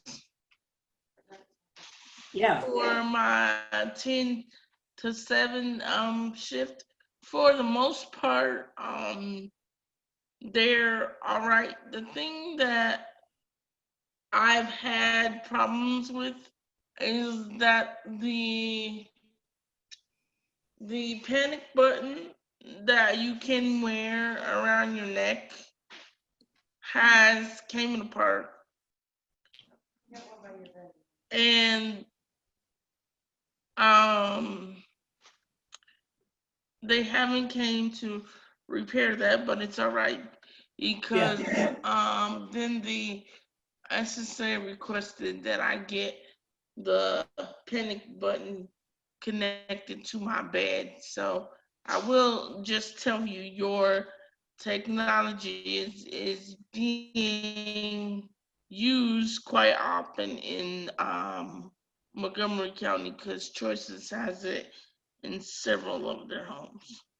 Yeah, you know, we've got to be realistic. A lot of times technology, you know, breaks down, and you know, that's something that we need to be prepared for. But it's good, you know, you've recognized a way that you can respond to that and get it fixed, and you know, continue to receive that support.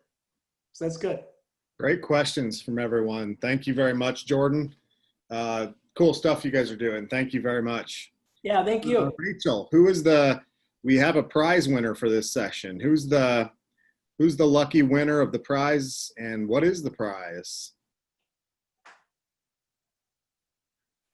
The lucky winner for this session is Tony Meza. So Michelle can hold up the prize, and it is a smartwatch. Smartwatch for Tony. Congratulations. Michelle, do we got a picture of it? Or can you hold that up?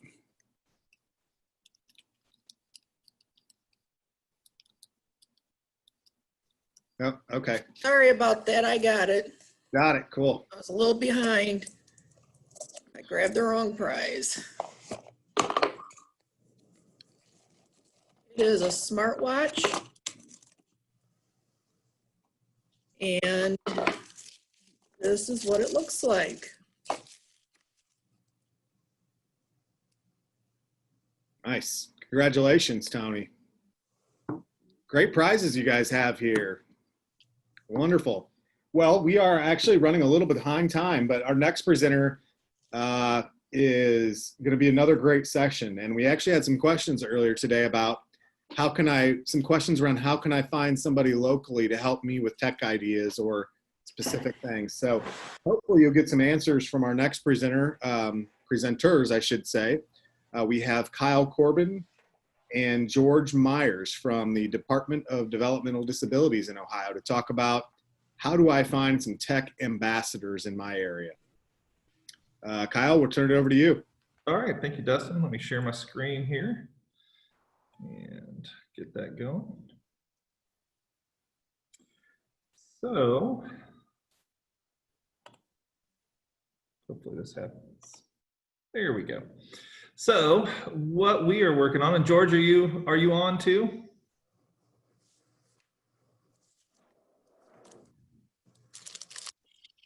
Yes, I'm on. Okay, excellent. And of course, everything's working a little slow.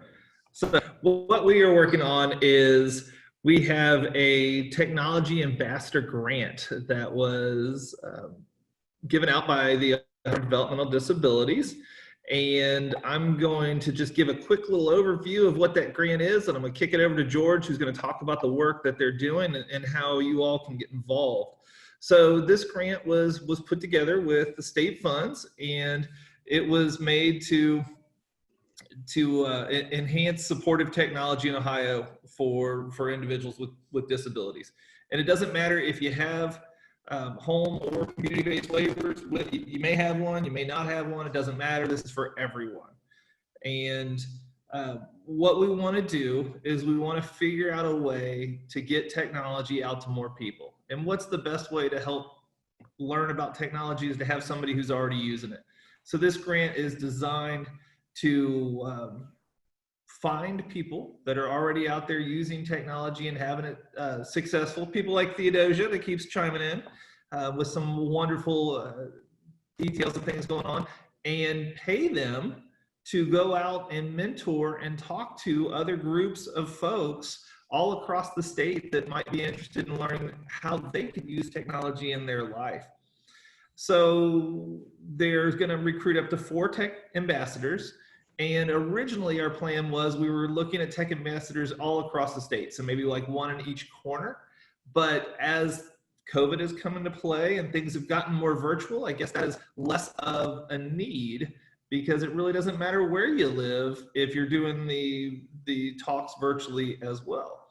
But what they're going to do is these 4 tech ambassadors, they're going to conduct 12, at least 12 in person or virtual, if we ever get to do in person again, or virtual peer-to-peer mentoring sessions. So again, people that are using that technology get to talk about their experiences with it, how it can help folks, how it can provide independence and provide for safe care, and just some of the really neat things that are going on out there.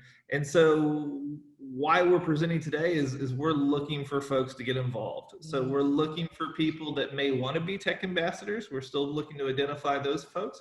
And then of course, once those are identified and those people are trained and ready to give their talks, because you will be trained, we're also looking for people who want to attend those sessions and learn more about technology. So that's kind of the quick overview. I'm gonna kick it over to George and let him talk about all the really cool stuff that they have going on, and then we should have some time for a few questions.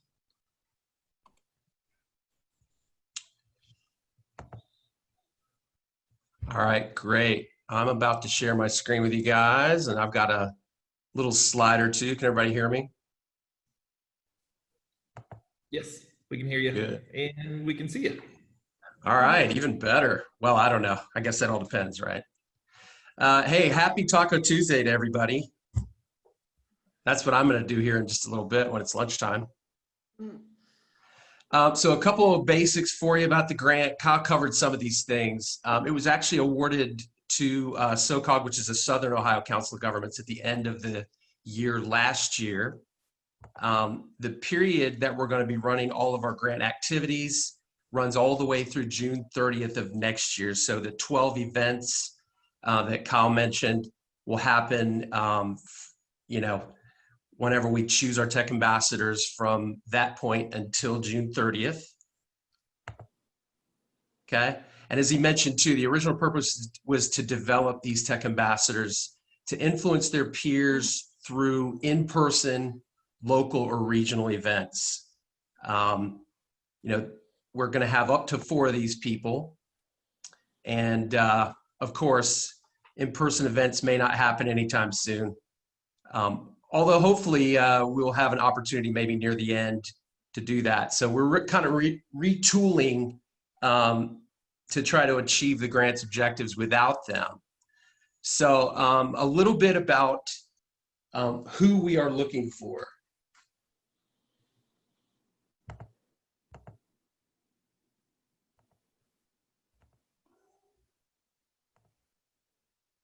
All right.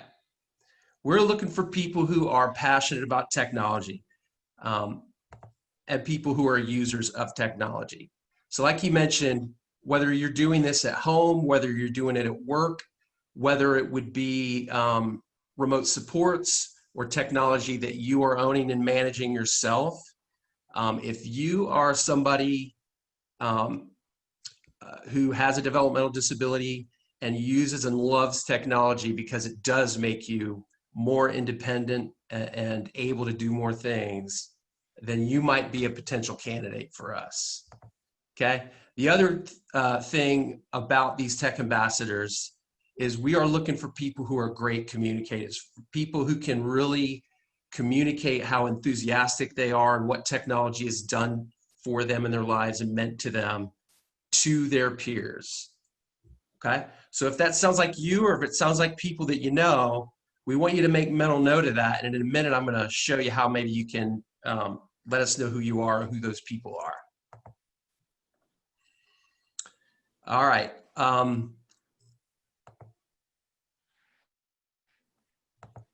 How can you help out?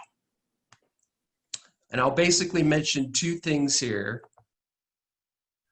One is you can ask for the tech ambassador job description. So this is something that we've already put together.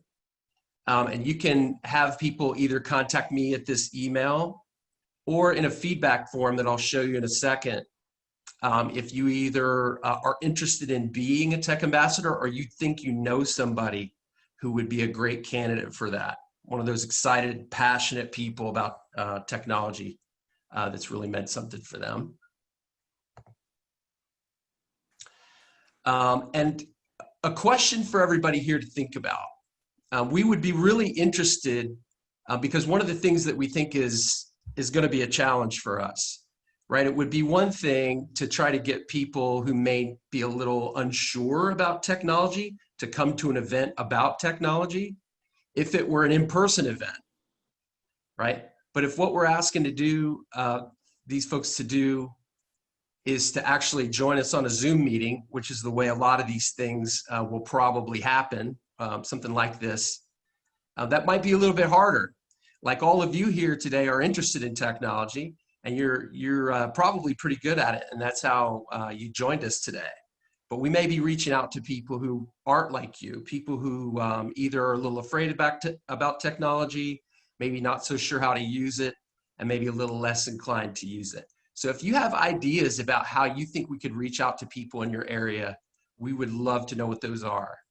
And then another question to think about and maybe give some feedback here, like I'll show you in a moment, is think about whether you feel that events aimed at a particular area or region of the state might be more successful than targeting the entire state at once. Okay, so again, our original idea was we were going to have in-person events, so we might schedule one in, you know, the Toledo area and something else in Southeast Ohio, and we would have these events located in physical places all over the state. Do you think now that we might be doing most of these virtually, that it would actually be good to still try to target certain areas rather than just targeting everybody? So what we've got here for you is this link. And I'm going to just briefly click on this. And hopefully this will take us out to the form. And any of you guys can click that link and come out here to this form. And there are just a few little questions on the form. The one that I just asked, well, actually both of the first two are questions I just asked everybody. And then there's a way for you to give us your contact information and add some general comments. So you'll want to give us your name and email and phone number if, like I said, you either are interested in being one of our tech ambassadors or you know someone else who might be a good tech ambassador. That'll put you in touch with me. I'm also available at the email that was on the previous slide there. Okay. So there's the second part of that form, and then you could just submit that. That's available to everybody. Let me see if I can switch back. All right. So I've got a minute here if you want to ask any questions about our grant effort, what we're doing, or how we might want to do it. Thank you, George. Thank you, Kyle. Yeah. Any questions out there from anyone? Were there any in the chat? I got a question. Great. My name is John Devana. How you guys started? How did you guys started this technology? Well, we're really just in the beginning stages of this still. So, you know, the thing that we're really looking for right now is to try to find who those tech ambassadors are going to be. All right. So again, we're looking for those enthusiastic, good communicators who are using technology to better their lives every day. And then once we find those folks and train them, we're gonna be holding those events where they get to try to influence their peers. Okay, thank you. So there's a question in the chat. They want to know if an SSA can recommend people for this position.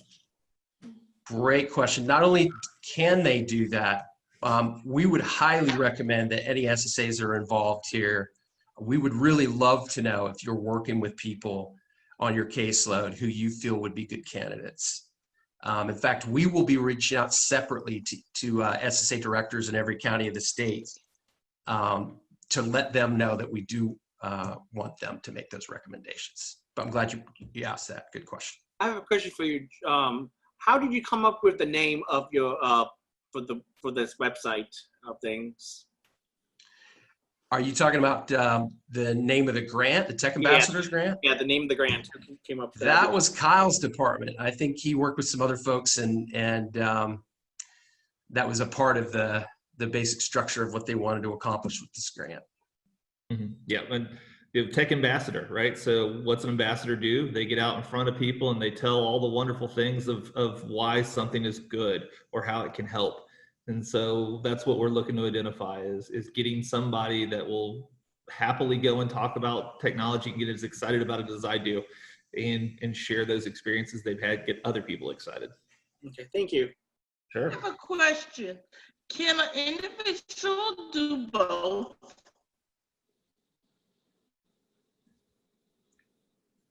Well, I mean, an individual could be a tech ambassador. I'm not sure what else you might be referring to. Like, can I participate in the training to learn how to use a particular technology and then become a ambassador when I get really good at using it? That's a great question. Why I'm glad you asked that question is the real goal for this program is when we get these 4 people trained, we hope to get them jobs with their local county boards of DD or maybe the council of government in their area. And the whole idea is this is going to be an ongoing effort, right? So those tech ambassadors will reach out to other people, and hopefully those folks will, become really enthusiastic users of technology who can continue to talk about it to their friends. Okay, because like right now I need someone to physically train me on how to use Dragon Naturally Speaking so that I can be more efficient on the computer. So once I learn that, I will want to be a ambassador for Dragon Naturally Speaking so that I can tell individuals how Dragon Naturally Speaking can make using the computer more effective. Yeah, that's a great program. That's one that's been around for a long time. So I would say that's great. And, even if you don't get selected as a tech ambassador, we hope that you'll come to our events that we might have, and you can still learn about other types of technology, and maybe that one as well.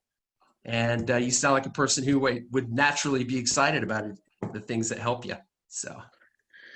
Yes, because I need Dragon Naturally Speaking right now because I have difficulty right now using the computer because I'm a one-handed typer. Yep. Because of my disability. Sounds like we've got a great idea for a new session for the next event. Maybe to feature that Dragon Naturally Speaking. Any other questions for Kyle or George? Well, I actually have a question. Yeah, please. Are you just doing computer stuff, or have you ever done like learning how to use other things and why it would be needs for like wheelchairs and stuff, like technology to be hooked up to a wheelchair? Yeah, it covered this. The grant effort that we're involved in will cover technology of all kinds. So it'll include people who are using remote supports with all of the different things that you guys have either talked about already today or we'll talk about later. Home automation, things like Google Home and Alexa that are super popular, as well as about any other way that technology could affect folks' lives. How does somebody get a hold of a grant to get that stuff? Well, that would be something if you have an SSA you want to talk to them about. Okay. They could probably hook you up with a provider in your area. Okay. that might be able to It help. looked like we had one more question. Marcy has her hand up. Marcy, you want to ask your question? Yeah. So how do you get to be to help people do this? Because I know how to work remote support, and I think it would be cool, like for people that know how to work it, to show other people how to do it. Absolutely. Absolutely. I mean, if you want to get involved, I would say you can go out to the form that we were showing you a minute ago, or use the email that was in the slide there, and I can make sure I send a slideshow to Dustin or somebody if you guys want that, so that it can be distributed to folks later. And you can let us know that you're interested in that way. You know, we'll have you put a resume together and send it in like, you know, almost any other sort of job interview. Okay. Great. Good questions. Great stuff you guys are doing there. For those of you that are from a different state, this is a great idea that you should copy maybe. Outside of Ohio, if you're outside of Ohio. Okay, who's our winner for this session? Rachel or? The winner of this session is John Devanna. And Michelle, can you show him what he won? John won a thumbs up phone holder and a pop socket. Woo woo. These prizes just keep coming. Thank you. Good job. Congratulations, John. Well, we are actually, as I'm sure everybody's probably a little aware of, we're running about 20 minutes behind schedule, which is great. We have so many great questions and lots of good interaction. And our next session was going to be a video that we were going to play demonstrating a new type of technology that could help people in an employment setting through a potential remote job coaching type of technology. This technology wasn't designed specifically for job coaching. It was designed for assisting technicians out in the field or in other roles, but it's very neat technology using the latest augmented reality that will allow somebody to get essentially hand-over-hand virtual assistance remotely. Since we are running behind time, what we're going to do is, instead of playing the video, we're just going to go ahead and put a link to that video in the chat, and then everybody can kind of watch it at their leisure. So this session will be kind of on demand for you. I'm going to go ahead and throw that in the chat right now. Well, hey everybody, this is Dustin again. I hate to interrupt the conversation, but I do want to get us going again. And I didn't know how to do that without just jumping in. So I apologize, Jim, interrupting your conversation with Nancy. That's okay. Alan has given us a hint to get started too. Yep. Yeah, I've had a few questions. So for those of you that are back on, it looks like we're throttling back up the numbers again. Looks like some people dropped off for lunch. Hope it was good. We are ready to go again. And actually, I already see our next presenter on the screen. We are running about 15 minutes late in the agenda today. So I think everything we'll try to stay as close to 15 minutes as we can. But our next presenter is on. I've known Alice Bruhard is our presenter. I've known her for quite a while. She lives out in Colorado. So she's coming to us from Colorado. Hope the fires are slowing down for you, Alice. Better, yeah, much better, yep. Good, good. Well, Alice has been making the conference tours and speaking about technology for quite some time and has a lot of great tips for people. And that's what she's on to talk about today. So with that, we'll turn it over to Alice. And quick reminder, please mute yourself so that we can keep the background noise down. Thanks, Alice. Okay, coming up, bringing my iPad up. Hopefully, there we go. Okay, all right. Like Dustin said, he and I go back probably 7 or 8 years, and I'm just thrilled that to be able to share some of the information that I have today about technology that I've used to help support my daughter. Tips from a techie. I'm going to go over some apps and talk about some tips on Amazon Alexa as well. That's my daughter, Kara. That's her dog, Phoebe. That's a house that Kara lives in about 6 blocks from us. When Kara was 5 years old, she was hit by an out-of-control skier. We were avid skiers here in Colorado. The skier's ski tip shattered her skull, and she sustained a severe, severe traumatic brain injury, severe enough that she was in a coma for 2 months. As she started coming out of her coma and regaining skills and things, we learned that she would be legally blind, that she would not have the ability to read, although she does know sight words, that she's paralyzed on the left side, that she has no math or minimal math or money concepts. But she will take a $20 bill over a $5 bill any day. So she's got that concept down. But she was left with lots and lots of challenges, and she hates the word disability. So I talk about differing abilities. She talks about her abilities. So Kara was left with a lot of differing abilities as a result of her traumatic brain injury. But from the time she was little, her accident happened when she was in kindergarten. As we started going through the IEP process and all of those school things, the talk was that you need to sign her up for the group home. You need to sign her up for the group homes. We've been at this a long time. So the group home initially was the only option that was considered for Kara, but Kara said, I want my own house. I don't want to live, I don't know what home they're talking about, but I want my own house. My background is I'm a registered nurse, so I felt really comfortable going to conferences and things and learning about technology. And as Kara grew and changed, I found some technology that would be really beneficial for her and that did allow her to live in her own house. This initial technology was a software program that I loaded on a computer. And what the software program allowed was, it was a woman that gave Kara voice prompts. Kara, it's time to get up. Kara, you need to go in the bathroom. Kara, have you brushed your teeth? And Kara would actually, she would follow these step-by-step audio prompts, but she would argue with this voice. I did that already. Don't tell me what to do. I can, to just stop. We also had, this same software program had step-by-step picture and audio prompts for cooking and cleaning and household chores and things like that. And Kara was very successful with it when she wasn't arguing. And so she did move into her own house with that software. Unfortunately, the software broke, and it was very expensive to replace, and plus I couldn't replace it. I think her initial program was, but we had to get a dedicated computer, we had to get the software, and it was in excess of, it was several $1,000s. Like $4,000 or $5,000. Like it might have even been more than that. I really don't remember now, but it was like extremely expensive. But anyway, I started, once this computer broke, the software didn't work, I invested in another program. Again, it was someone else telling Kara what to do, step-by-step picture and audio prompts, and it just was clunking. It just wasn't working that well. And then my husband unfortunately had a brain tumor that was benign, and as I was helping to trying to help him find things that would support him with memory and organization and things like that, he started carrying an iPod Touch and now an iPhone.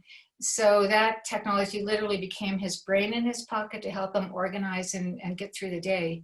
And I started finding technology with the iPad that would work for Kara as well. And those are the things I want to talk about today. What I found initially was a 99-cent app that Kara utilized. We've upgraded. The one right now is $1.99. It's made by the same developer. I've got his information up here in the corner. The initial one, like I said, was 99 cents. The other software that we used initially for Kara, and I want to demonstrate that too, was $18.99. So I replaced literally this several $1,000 system with an iPad and 2 apps for less than $450. The really cool thing about this particular app is that Kara can record her own voice. So she's telling herself what to do. So if she doesn't want to do what she's doing, she can argue with herself and not me or the computer or anything. Her iPad sits on her little kitchen counter. We've got some speakers. We've got plug-in speakers in the kitchen, so she can hear throughout her little house what her reminders are telling her. But I just want to walk through. I'm going to show you exactly what that app looks like. I'm going to pop out of here for a minute and go into her reminders app. Okay, there we go. So this is an actual view of Kara's day right now, starting at 7:39, actually 7:35 a.m. She has no concept of time. So she's someone who can literally sit on the side of the bed for half an hour just thinking. She doesn't have that inner voice in her head that tells us what to do, like to say, oh my gosh, it's 7:38, I've got to get up. So these reminders actually prompt her out of bed. Some of them are in her own voice. Some of them are other things. Phoebe, for example, she's got to make sure she lets Phoebe out. This is what she hears as far as letting Phoebe out in the morning. I'm gonna just bring it up. Oh, sorry, hit the wrong thing. Hang on just a second. Okay, so this is what she hears when she needs to let Phoebe out.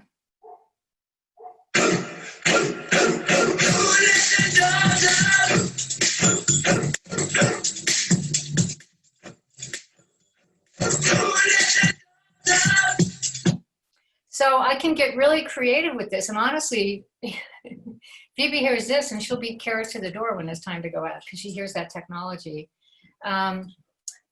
Here again, Kara's important that Kara takes care of Phoebe. Here's Kara's own voice telling her to feed Phoebe. Yes. Phoebe is a good dog. Make sure she has lots of good food and water. So as you can see, as you're looking at this technology here, Kara is telling herself all morning long what she needs to do to get up and get ready for breakfast, to get ready and to fix her breakfast, to take her medication. So it's very, very, it's designed for Kara's day. And as she's telling herself what to do with this technology for $1.99, this app is $1.99. Unfortunately, it's Apple only. It says, you can't put it on any Android devices or Kindle Fires or things like that. So it's an Apple only app. Very, very easy to set up these prompts. I'm going to just go up here in the corner and I'm going to touch, there's a plus sign up in the corner. It gives me a lot of different options of what kind of prompts I can set up. I can set up a one-time prompt or a daily prompt, weekly. This is no more difficult than filling out an order on Amazon to create a prompt. And I'm going to just hit a daily prompt here so you can see how easy it is to set up this little reminder here. So I just touch the message component here. I would go in here, and I'm working from my iPad on the screen here, and I would just say, I will just say feed Phoebe again. Maybe I wanted to change the time or something. And then I would just hit done. And then I would just go through each screen here. I can either select a sound from within the app. I can add Kara's voice. I could create a song again. I could do a lot of different things with this particular reminder. I also have the ability to add images. Again, Kara's a non-reader, so she really likes the ability to come to the iPad and see the pictures that are coming up. She can see the pictures and, oh gosh, that's what I've got going next. But I can go in and I can literally take a picture. These are pictures I brought in from Google Images that I've put on there. But there's just a lot of different things I can do in terms of really customizing this for Kara. I can start it today. I can choose specific times I want it to run. I could have it go every 6 hours, especially for feeding Phoebe. You can see how that popped up, or not feeding Phoebe, getting Phoebe out. But I can do a lot of different things with this in this particular $1.99 app. It's been phenomenal. Just a lifesaver for Kara. Again, she doesn't have the capability to tell time, so this has been great. She's got the ability with this app too, which is really cool. She's a non-reader, but she likes to come and check things off when she's done. I've done that. She doesn't have to do the checkbox, but it's a good, maybe for someone who's a reader and really likes lists and organization. You can certainly go on and check things off as you're navigating through your day. She does have a lot of reminders, again, but she needs those to help her navigate through her day. But one thing I've noticed, because Kara's lived on her own for so long and she's listened to these reminders, when I go over for morning coffee in the morning, a lot of times she'll be ahead of time with what she's doing. And I've said to her, Kara, I don't think you really need that just coffee reminder anymore. I can turn that off. And her reply to me has always been, Mom, I like to hear myself think. So these reminders, because it's her own voice, she's literally thinking out loud with the voice reminders that are going off. So so I thought that was pretty cool, that she made that analogy in terms of how she uses this reminder. Just a great, great, great little reminder. $1.99. And there's always questions about this. At the very end of this keynote presentation, I've got an email up, and so if you want more information on how to get this reminder set up, I've created a really detailed handout in terms of how to get going on this particular app to make it successful for you. So you'll see that email at the end of this presentation. Oops, sorry, hit the wrong one. There we go. Okay, so that's the app we use, $1.99. Like I said, there's another one, same developer, that costs 99 cents, and that's the first one we got going on. And then he updated it, and we really like this app. The other thing that guides Kara through her day is just an app that was created for people to tell stories. Pictello, it's Visual Story Creator, $18.99. Although I believe it might have gone up to $19.99, but sometimes you can even find it on sale for half price. But again, with this app, what Kara does, she has step-by-step video and a picture and audio prompting to guide her through her day with lots of different things. She cooks with the crock pot or with the microwave. She doesn't do stove cooking unless she bakes cookies. She does have support people during certain hours during the day. And she does cookie baking for the police and the fire department. So they will help her use the oven when she bakes her cookies. But again, we use crock pot cooking or microwave cooking. When Kara initially got into her own house, we had a lot of step-by-step picture and audio prompting things for chores. She doesn't need that now. She's lived on her own long enough, and honestly, she keeps her kitchen cleaner than mine sometimes. She's an organizer and loves to keep her house nice and neat. But the other thing that this app would be phenomenal for is the ability to be a job coach. And you can load this particular app on an iPhone or an iPod Touch and literally have your job coach in your pocket when you go to work, and you can have step-by-step picture and audio prompting for whatever job you need to perform. I'm going to take you into Pictello to show you again how easy it is to set up Pictello and a little bit how Kara uses it. Oh, there we go. Let me go back here. There we go. Okay. So right now we're actually looking at the app on my screen. I'm going to take you into Crock-Pot Cooking. Just going to touch Crock-Pot Cooking. And those are some of the actual recipes that she uses on her own iPad at home. We'll look briefly at Crock-Pot Beer Chicken. I'm not going to run through the whole thing because there's always lots of things I like to talk about, and I just want to go through the whole recipe. But I'm just going to touch this little thing here on the end. It's going to take us into the recipe. Again, it's step-by-step picture and audio prompting. She's the one that manages how quickly she needs to go through the recipe. I'm going to touch this. Crock-Pot Beer Chicken. Okay. You are going to make crock-pot beer chicken.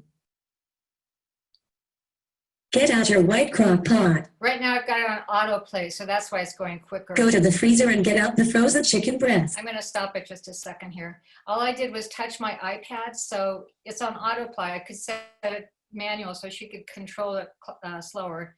But if I miss something or she misses something, she could actually touch this to go back with what she needed or go forward.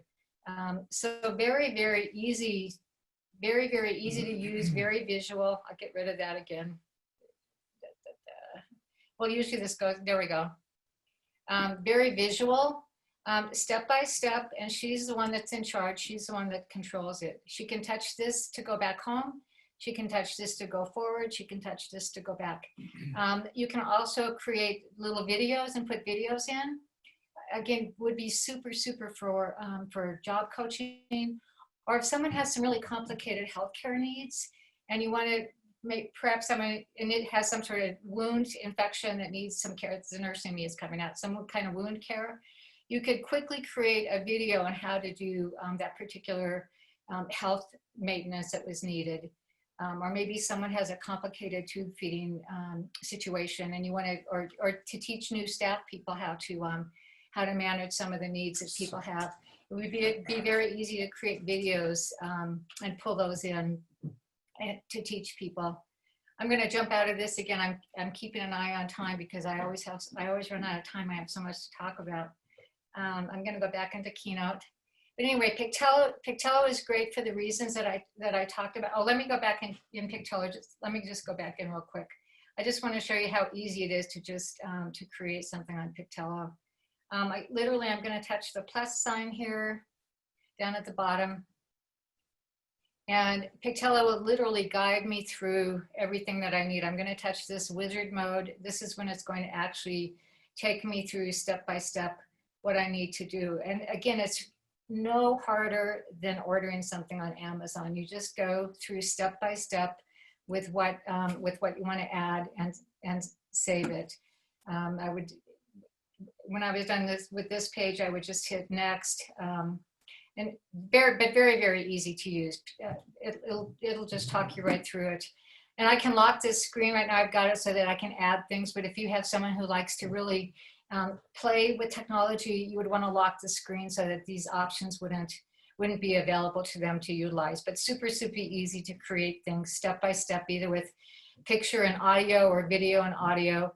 We could also add Kara's own voice to tell herself what to do, but I just chose to use the voice one of the voices that Pictello offers.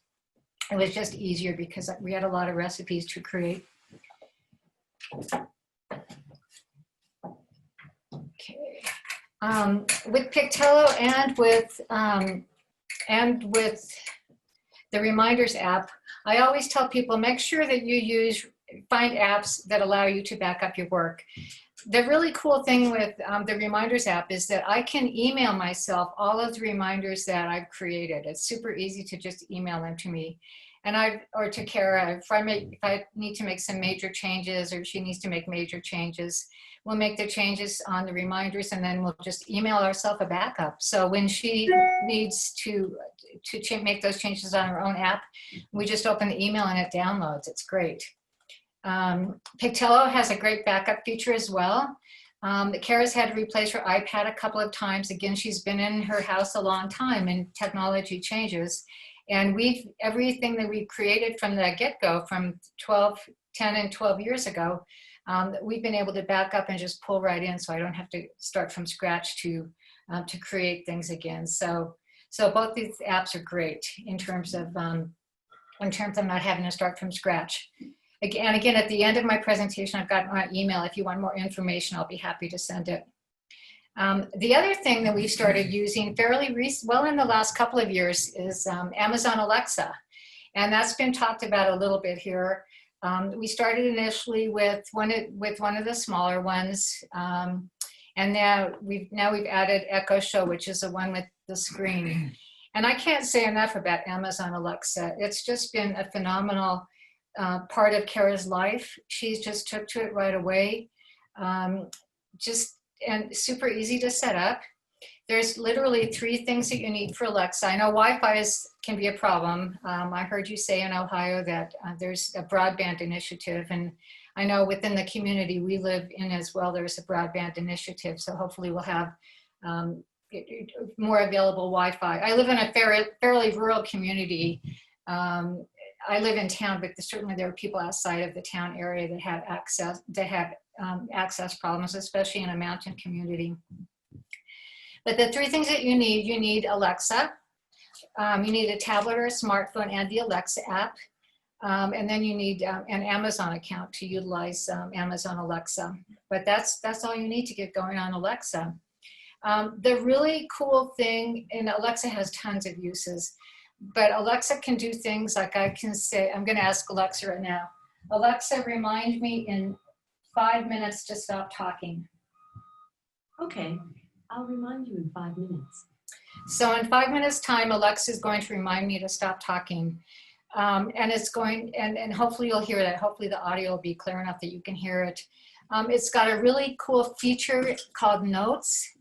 This is an actual screenshot from the Alexa app. It's got the cool feature within Notes is called Remember. Alexa, remember that I left my car keys on the kitchen table. You want me to note I left my car keys on the kitchen table, right? Right.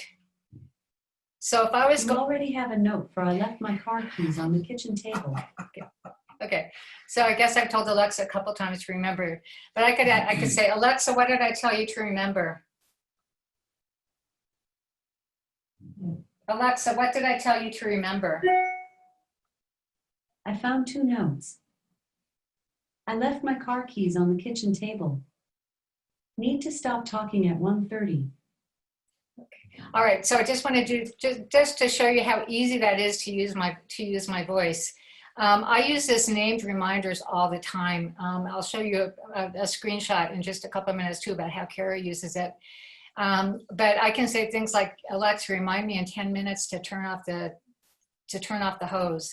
We're on watering restrictions here right now because of a big fire we had in a canyon.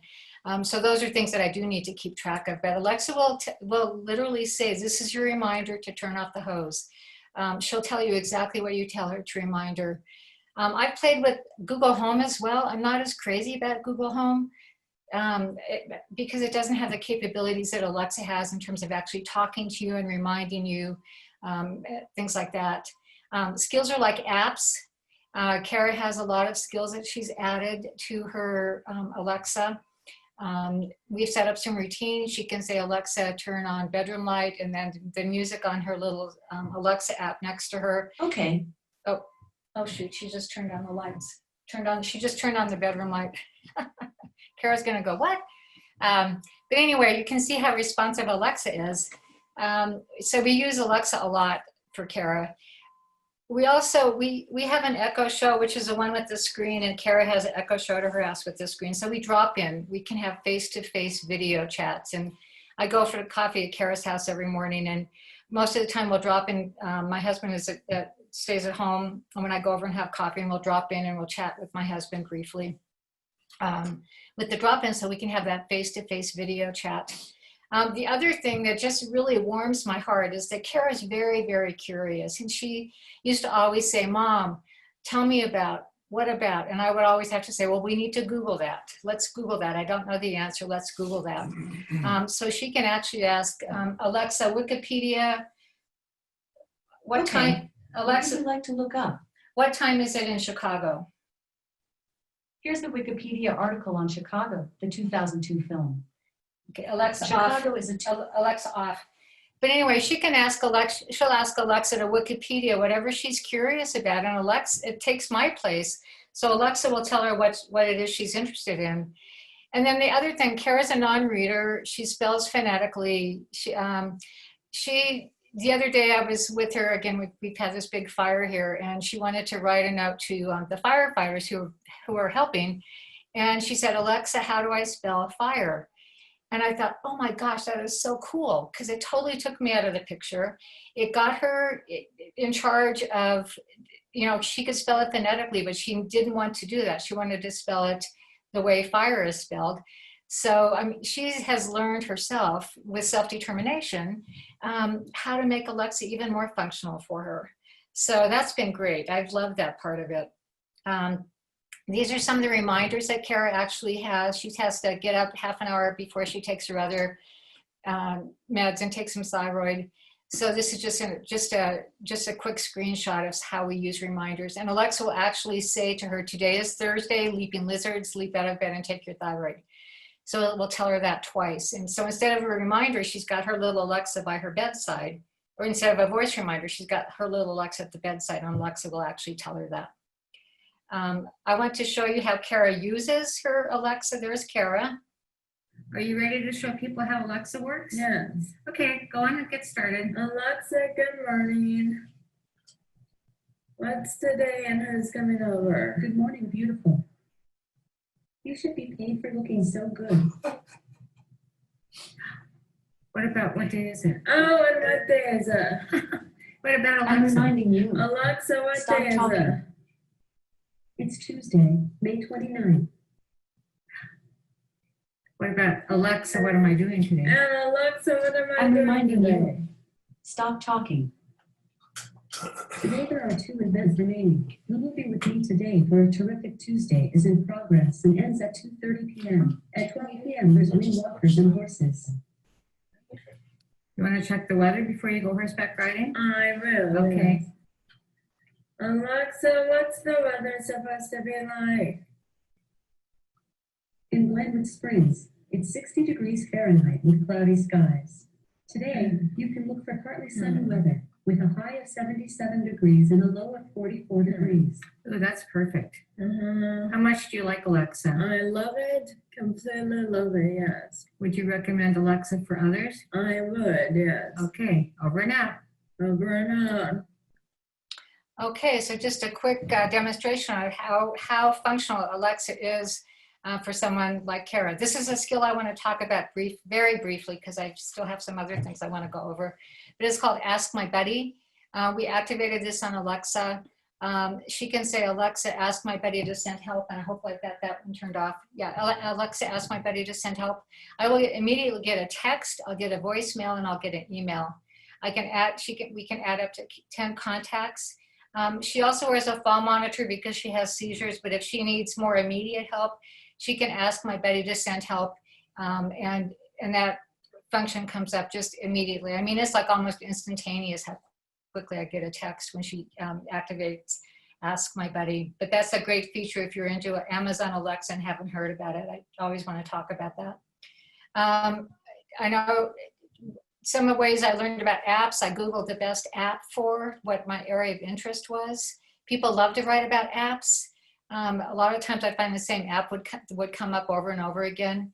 I always read the reviews on the App Store before I download an app because sometimes they have really awful reviews and it's like, oh, I don't need to waste my time on that. And I also check to see when the app was last updated. I usually don't, at this point, I don't get an app unless it's been updated within the last year if I'm going to try out a new app, because developers really do have to keep their apps updated. As the operating systems change, apps get outdated and developers have to stay up to date on what they're doing. I don't always set up automatic app updates. Sometimes a feature that I really like is going to go away if I update the app automatically. I've got a long story about the Reminders app on a petition I did with change.org because of this situation. But you know, apps do need to be updated, and developers will have to fix bugs. So from time to time, you do have to update your apps, but definitely read about what you're doing before you update them. The other thing I always want to mention is that all of the devices, even the Kindle Fires that were given away today, have built-in accessibility features. This is an iPad overview of some of the accessibility features. I always enlarge my display and text size on my iPad. This is just a partial listing of some of the accessibility features. And you get those by going into Settings, Accessibility, and then you can go in here and really customize your device to best serve the particular needs that you have in terms of accessibility. Sometimes when you do update an app, the whole look of the app changes, which is really frustrating. So if you're a support person with someone and they say, oh, my app changed, you can think, well, maybe that's what it was. The app was updated and the actual physical look changed. So you may need to spend some time helping that person learn how to navigate the app a little bit with the new features. This is a meditation app that I loved, and the app was just updated. So I have to had to go through and figure out, okay, what changed? The other, I'm just going to talk about this really quickly. This is the first time I've seen this. There's a couple of websites I've seen that have this. It's an accessibility feature that means that the whole web page is designed to be accessible. So if any of you want to Google Headspace, which is the app, and then check out this accessibility feature within the web page, it's pretty cool. An Alexa app, I taught about it in July, and when I went to teach about it again in first part of August, the Alexa app had been changed. So you do have to be aware that apps do change a bit. I want to close out very quickly with another use of Pictello for Kara before I give my contact information. And I just want you to see, as you're watching this, I want you to think about, obviously this is about Kara, but just think about how you could tell the story of how you live or how you want to live by using Pictello, or how you do your job.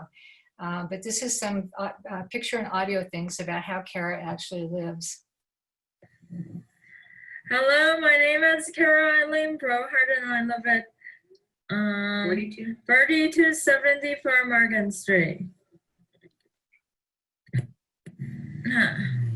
When I'm an old lady, I would like to be drinking a margarita and rocking off the porch. Said kaboom. Oh.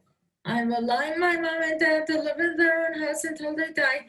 I'll go back, forth, and check on them all the time. Go.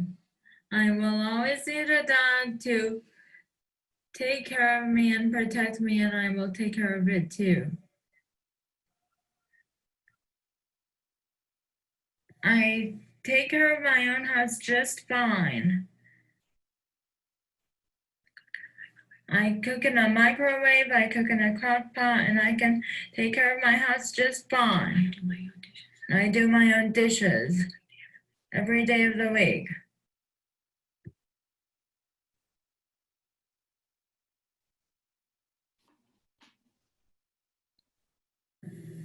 I manage my own medicine just fine, and I take medicine for seizures. And I use a medicine container too.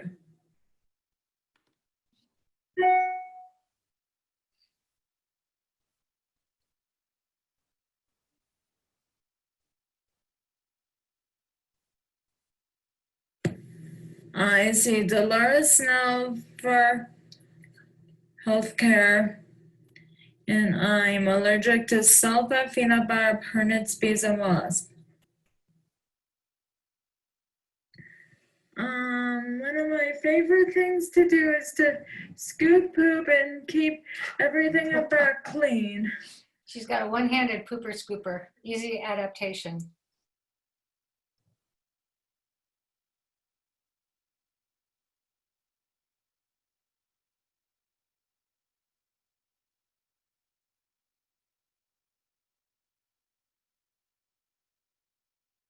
When I'm done with all my chores, I like to come over and sit in my chair and relax and watch movies.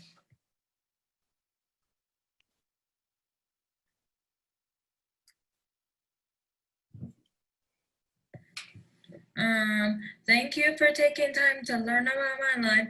This is Kara Eileen Brohart signing off. Thank you and goodbye.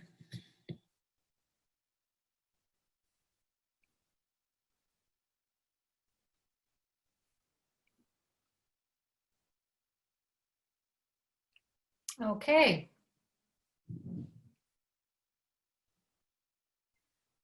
All right. Again, I went through a whole lot of information, but I've got some really detailed handouts about how to set up Reminders app, Pictello, and then more info on ways to utilize Alexa. My contact information is right there. Please feel free to email me. I'm happy to send that to you. It's techable, it's not teachable, it's techable2@gmail.com. And there's Kara saying thank you and goodbye. Thanks, Alice. Love that presentation. So many great things in there. We have comments in the chat saying thank you so much. This was great. And there was lots of questions while you were talking. I want to be kind of a little cognizant of our time going forward. So any questions out there in the chat that were standing out that we need to address before we move on? I have a question. Yeah, please. Yes. So your daughter lives at home by herself, right? Right. I know you have Alexa app, like the things. Maybe you should do is good for your daughter is get a ringtone, and it's really good. It's like you put on your doorbell, and then let's say she's home by herself, and somebody come to the door, and she in her bedroom or where is she at? She can say, Alexa, who has my front door? Oh, who's my back door? Things like that, so she can help out if she needs some help. Great idea. I think that'd be a coach for your daughter to get that on Alexa thing. Thank you so much. That's a great idea. I appreciate No problem. So you're a techie too, so thanks. Yes, no problem. We had somebody asking for the contact information. So Alice, can you flash that up again, or?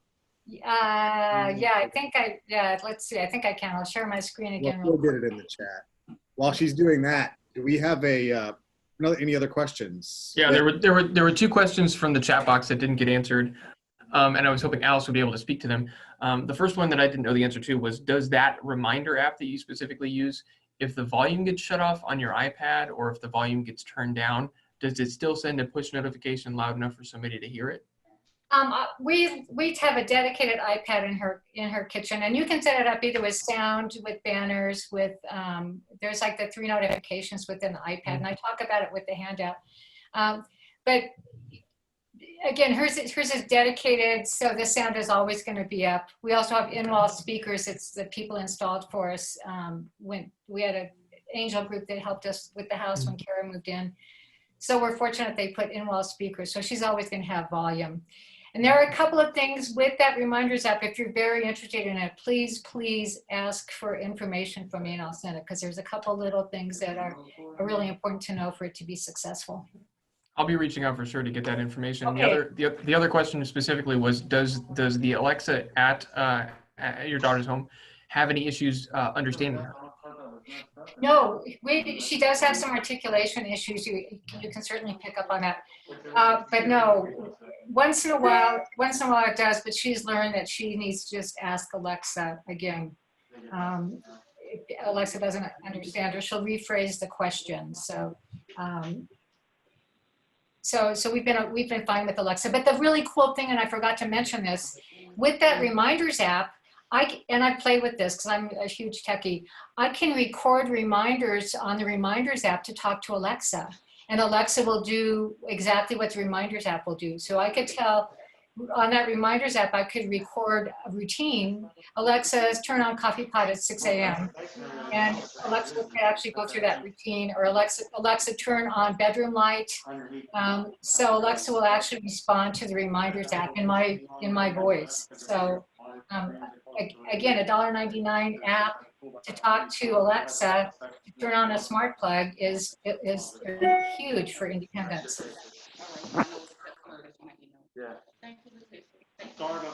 Great. All right, let's try to keep this thing going. Okay. We got a prize to give away. Miss Alice, what I was going to say is that, just so you know, my Alexa was responding to you when you were talking to her. That it was, yeah, that happened to me before when someone else talked about Alexa. That happens, so yeah. Even though my mic was muted, I'm like, oh my gosh, okay. How did we hear her? Must have heard it from the screen, heard me talk, so that's probably what it was, yeah. And she was like, when you said Alexa, stop talking, she was like, are you talking to me? Oh my gosh, oh, that's great, that's great. Yeah, I have one of those from my remote monitoring company. Good, that's awesome. Good for Interesting you. that they've incorporated Cool. Alexa into the remote support system. That's great. Yep, I have it for my lamp. Cool. Very cool. Rachel, do we have a prize yet? We got a prize ready for this session? Yes. The winner for this session is Aaron Bowman. Aaron Bowman. What's And the Michelle, can you hold up what he's gonna win? Oh. Do you want my contact information? Yes. My email? Okay. When we put it in the chat box, I have two hosts. I have Dustin and I have somebody. Kara. Kara. Yeah, it's Kara. Yeah, send it to me. Send it to Kara. All right, I'll send my information to you right away. What did he win? Wireless charger. Oh, nice. Very cool. I will send my information to you in a little bit. Alice, thank you again for the Perfect. presentation. Thank you, Dustin. Thanks. Great prize. All right, let's hear the next one. Up next, we have Patrick Trank from GrandPad. Patrick?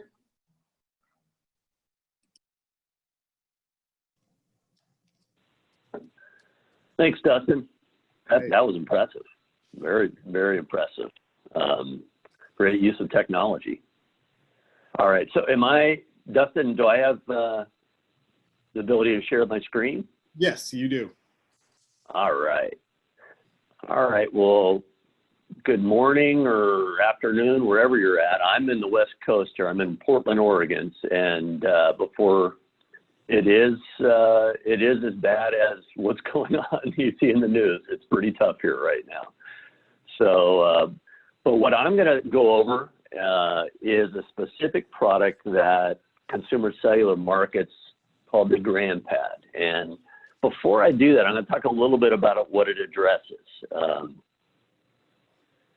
It deals with isolation and loneliness, and specifically, as you can tell by the name, it's for seniors. So it's a tablet, and I'll show it here in a second. So why don't I go through my presentation first a little bit? I only have a couple slides.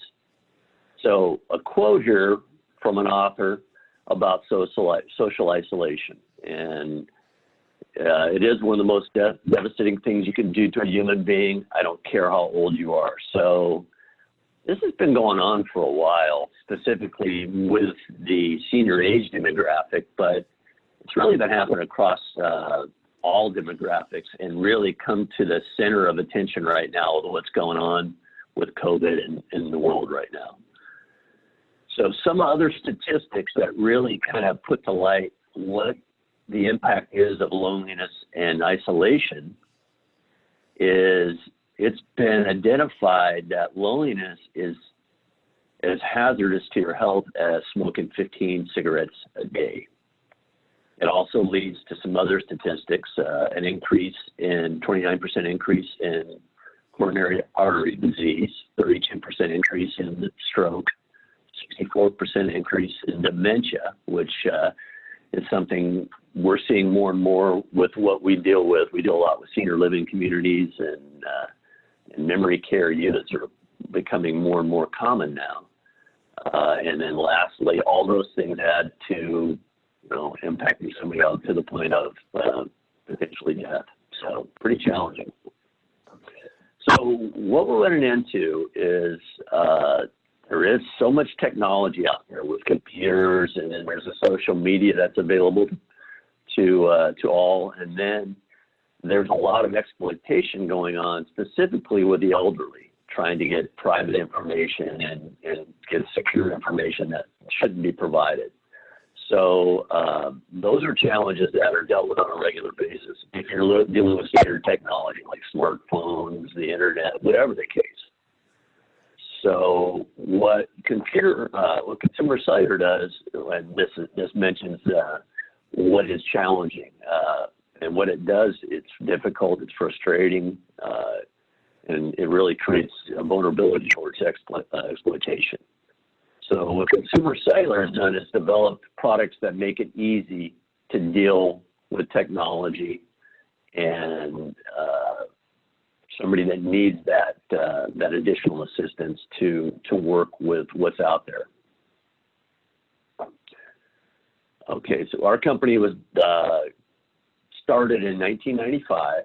When I came with the company, I worked at one of their offices, and we had 40 customers. At this point, we're approaching 4 million. So in 25 years, we've grown that much. And the reason why we have is, and it just identifies some awards we received, is that we're a month-to-month, no contract company. We provide a lot of service and support for the end user. We work a lot with AARP, so we deal a lot with seniors.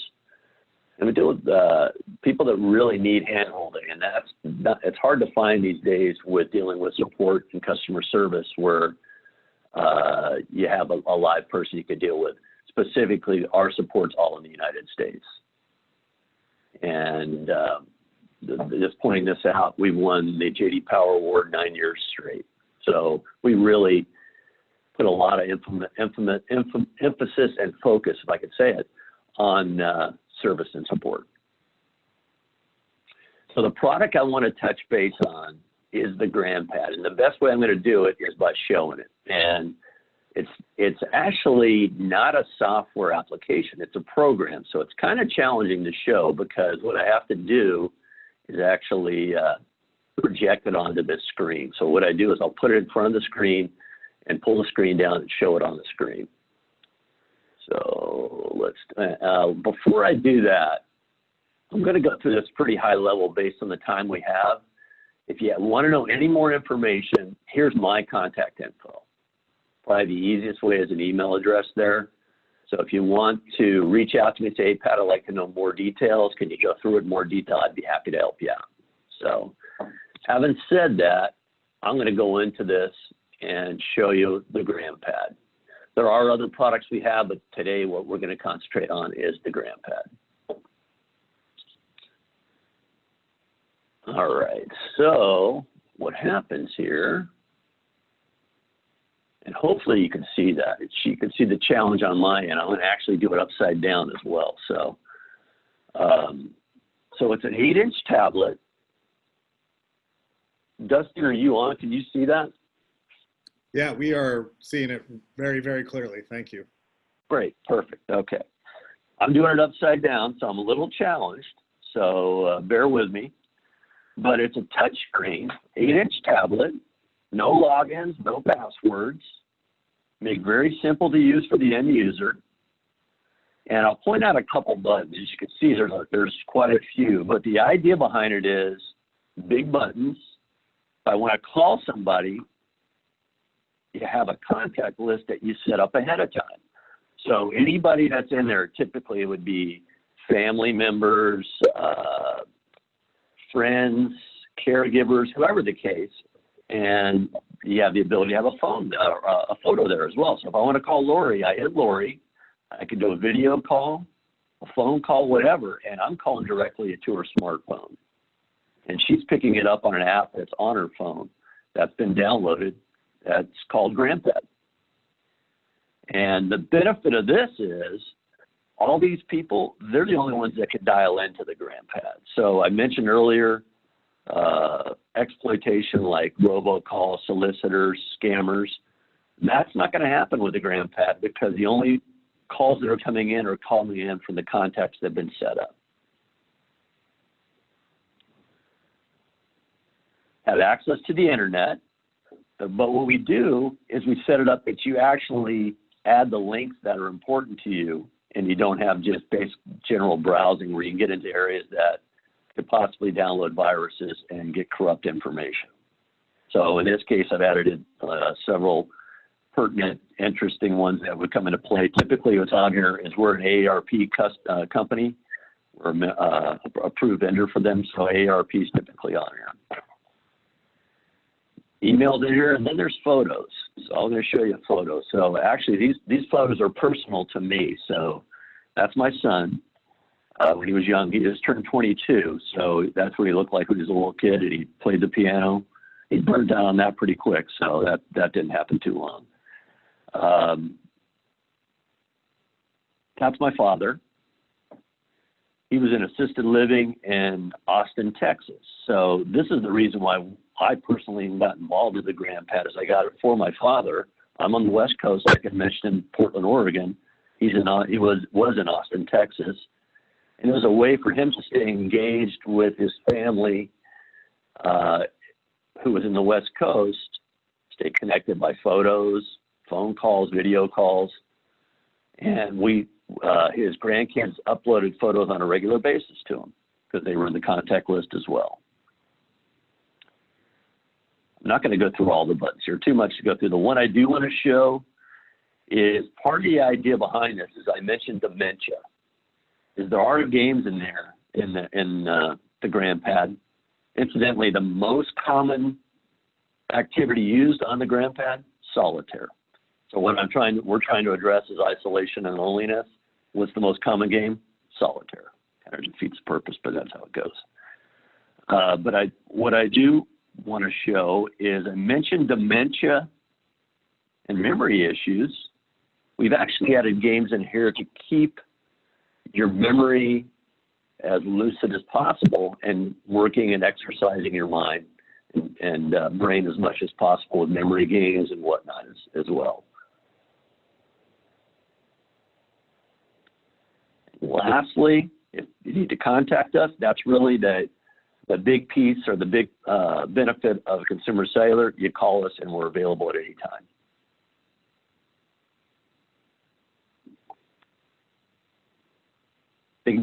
Big speakers on the side, and that's how the sound comes out. You don't put this up to your ear. It actually has large speakers here, or larger speakers with sensitive sound or sound for somebody that might have hearing issues.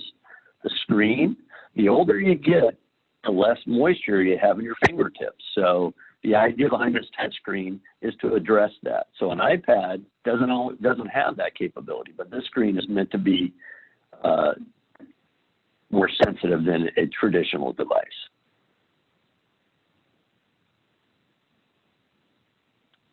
And that's accessibility through the system.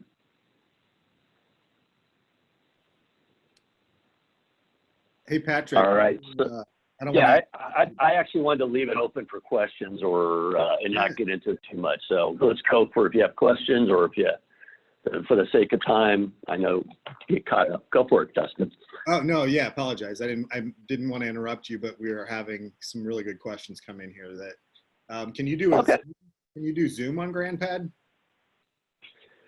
That's a great question.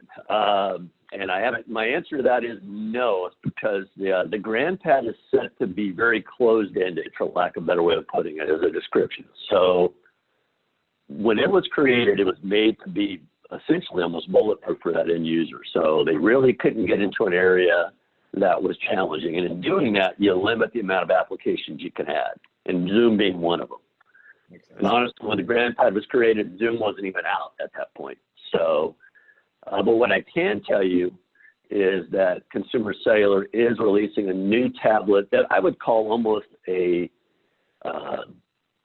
go-between a GrandPad and a traditional device like an iPad or Surface Pro. Big buttons, easier to get around, and that will be an open platform that will have the ability to add any application, including Zoom. Wow, that's great. That's what I liked about the GrandPad, is that the user interface is it's very friendly to use, simple to navigate. We do have a few other questions. Can you change the contrast on the device for those with low vision? You cannot. It's made to be, it does have big buttons for visibility, but that question has come up more and more. I deal with, you know, with a different group than seniors, and that has come up. Contrast, changing the buttons and automating. No, it's not something. You can remove some of the buttons if you feel like the end user doesn't really need to have access to the internet or whatnot. You can take that button off the actual main screen entirely, but you cannot change the contrast, no. Okay. I don't want to monopolize the questions. I'm just kind of going through the chat. Anybody else out there have a question for Patrick? Yes, I have a question for you. Where do you find this device at? If one of the people I know that is living whatever in a nursing home or live on our own, how can you find this device for that person so they can contact her and then they can see the person? How do you get the device? The device used to be a Target. You actually used to be able to go to a Target store. But what happened when the pandemic came out, we weren't able to supply enough inventory to Target. So we actually pulled temporarily from Target. So how you can get it now, you can go on to the Consumer Cellular site, and it's one of the options there. You can call us, you can go order it online, whatever the case, or I can help out as well. But really, the easiest way is just to call our support. So can you order on like Amazon? No, it's not. It's only sold through Consumer Cellular and GrandPad itself. So you cannot order it on Amazon. It's not an Amazon product. This is a proprietary product. Okay, can you put your contact in the bottom of the chat so we can get that? Sure. Dustin, I can do that. Or Dustin, if I provide the PowerPoint, can you share that? It has my contact. Is that, or what's the best way of doing it? Yes. Yeah, we're gonna Aaron, we just put a link in there to their website where you can get the contact information to call and order one, or get online and order one. And yes, Patrick, we will get all the slides posted on the Clearwater COGS website. So yep, we'll absolutely get those. Yeah, one thing I want to mention, Dustin, is that what we find is that if an iPad or a traditional device works with that person, then that's more power to them. That's that's the direction they should go. This is really made for someone that might have technological issues, visibility issues, mobility issues, and that's where the GrandPad comes into play. And that's why our average age group that uses it is 75 plus. And interestingly enough, and that's why, Dustin, you've been very helpful, is we are starting to see situations where it's being used in mild autism, mild cognitive issues that really aren't age specific, but really, obviously by the name, it was created for seniors, being called GrandPad. So. Well, I'm excited to see the new version. We do have a question real quick. What's the monthly charge? Monthly charge is $40 a month for the GrandPad. That includes, so the GrandPad has Wi-Fi built into it, and it is also 4G LTE. So you have the ability to either use the Wi-Fi or the telecommunication, the 4G LTE that comes with it. We tie into AT&T and T-Mobile towers. That's what we use for our communication. Great. The device itself costs $250. The product I'm talking about that will have Zoom will be out. The idea, it's slated for the first quarter of next year. That will be a cheaper tablet cost-wise, and the monthly will be more in line. If you go onto our site, you'll see our phone plans. I would say the actual tablet, that EasyPad that will be coming out, will mirror that. You can actually have different data plans and not have a one-size-fits-all like the GrandPad has right now. Wonderful. We'll have to get you on to do a tech huddle again. Thank I you. like Pat. Thank you. Thank you guys for your time. Yeah. We have winners for a prize drawing for this session.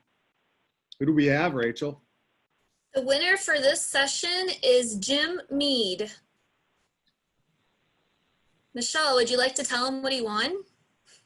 Jim has won a Google Play card gift for $10. Congratulations. Thank you.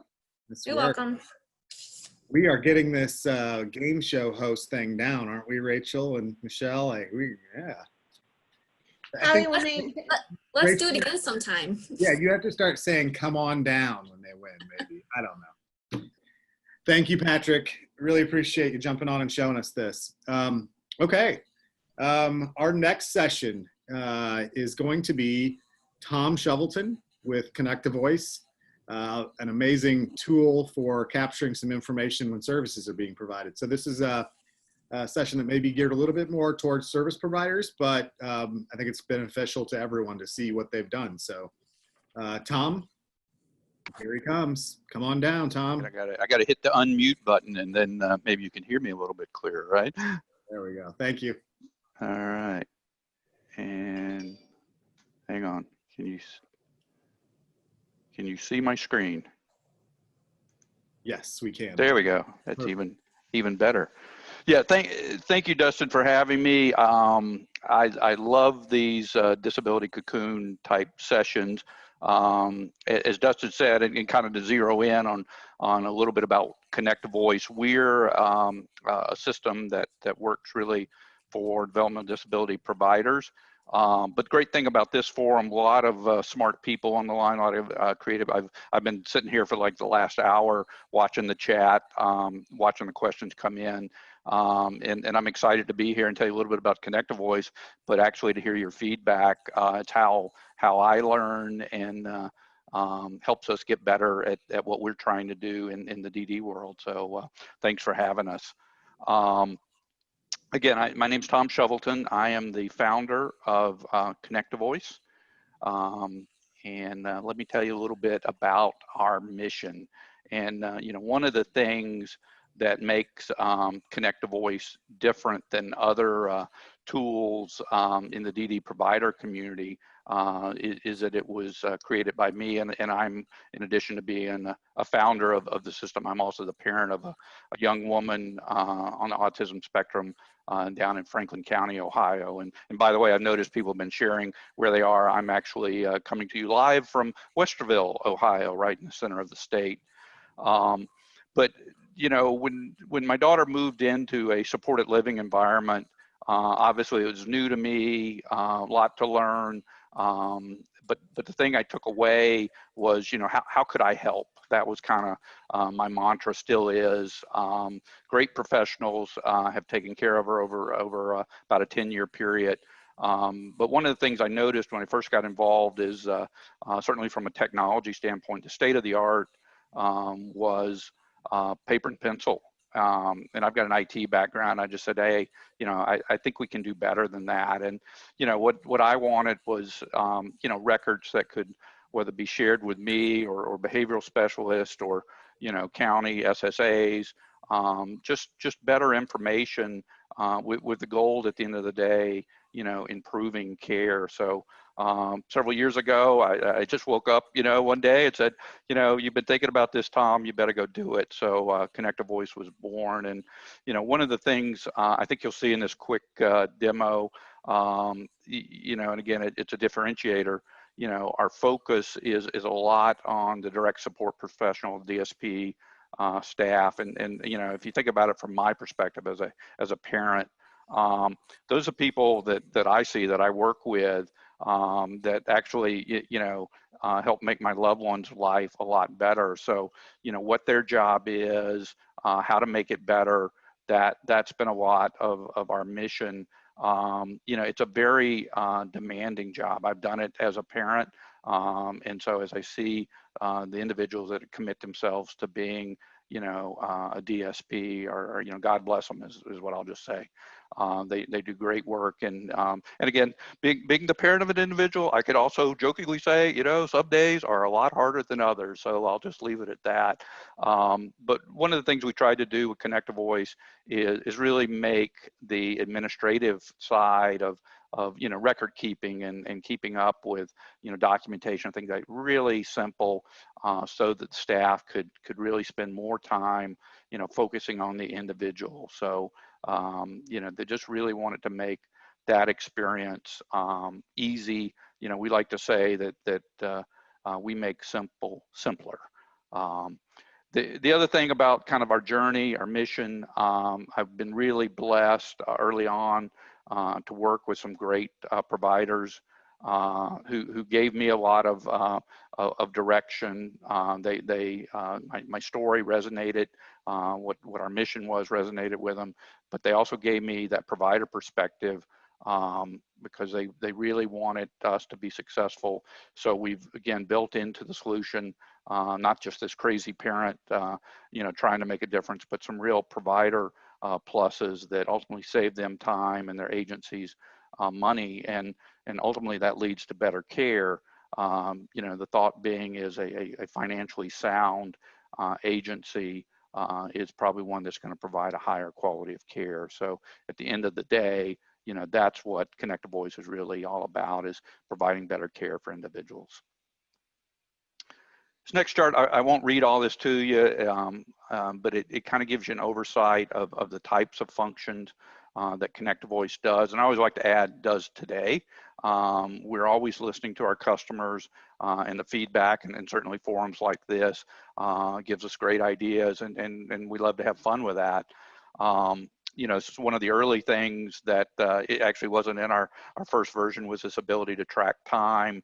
Again, that was pretty quickly called out to us by the provider community, that if we had that, that would allow them to do billing and streamline that process. So that was one of our initial ads. One thing I'm going to show you here in just a second is our ISP or services documentation. Again, very simple process that allows staff to get in, you know, document what they've done with an individual, meet that requirement that may be a state or county requirement, and then get back to doing the work, not doing the documentation. So again, that's where we put a lot of our initial energy, and you'll see how that functions in a minute. Down in the bottom right, for those of you in the provider community, I'd be remiss if I didn't talk a little bit about electronic visit verification, or EVV. We were one of the first firms in the state to actually add that function in. And so that's been a year-long journey. I don't like to claim to be an EVV expert, but I certainly know a whole lot about EVV and how that works. And one of the things we did with Connected Voice is, again, we look at problems differently. So we made that a very simple process for the staff. Really, when I give a full demo, I have to point out when the EVV processing is occurring. It's pretty much behind the scenes, goal being to not burden the staff of having to do what is a government requirement. We take care of all that, again, behind the scenes for the staff, so they can get to work helping people have great lives.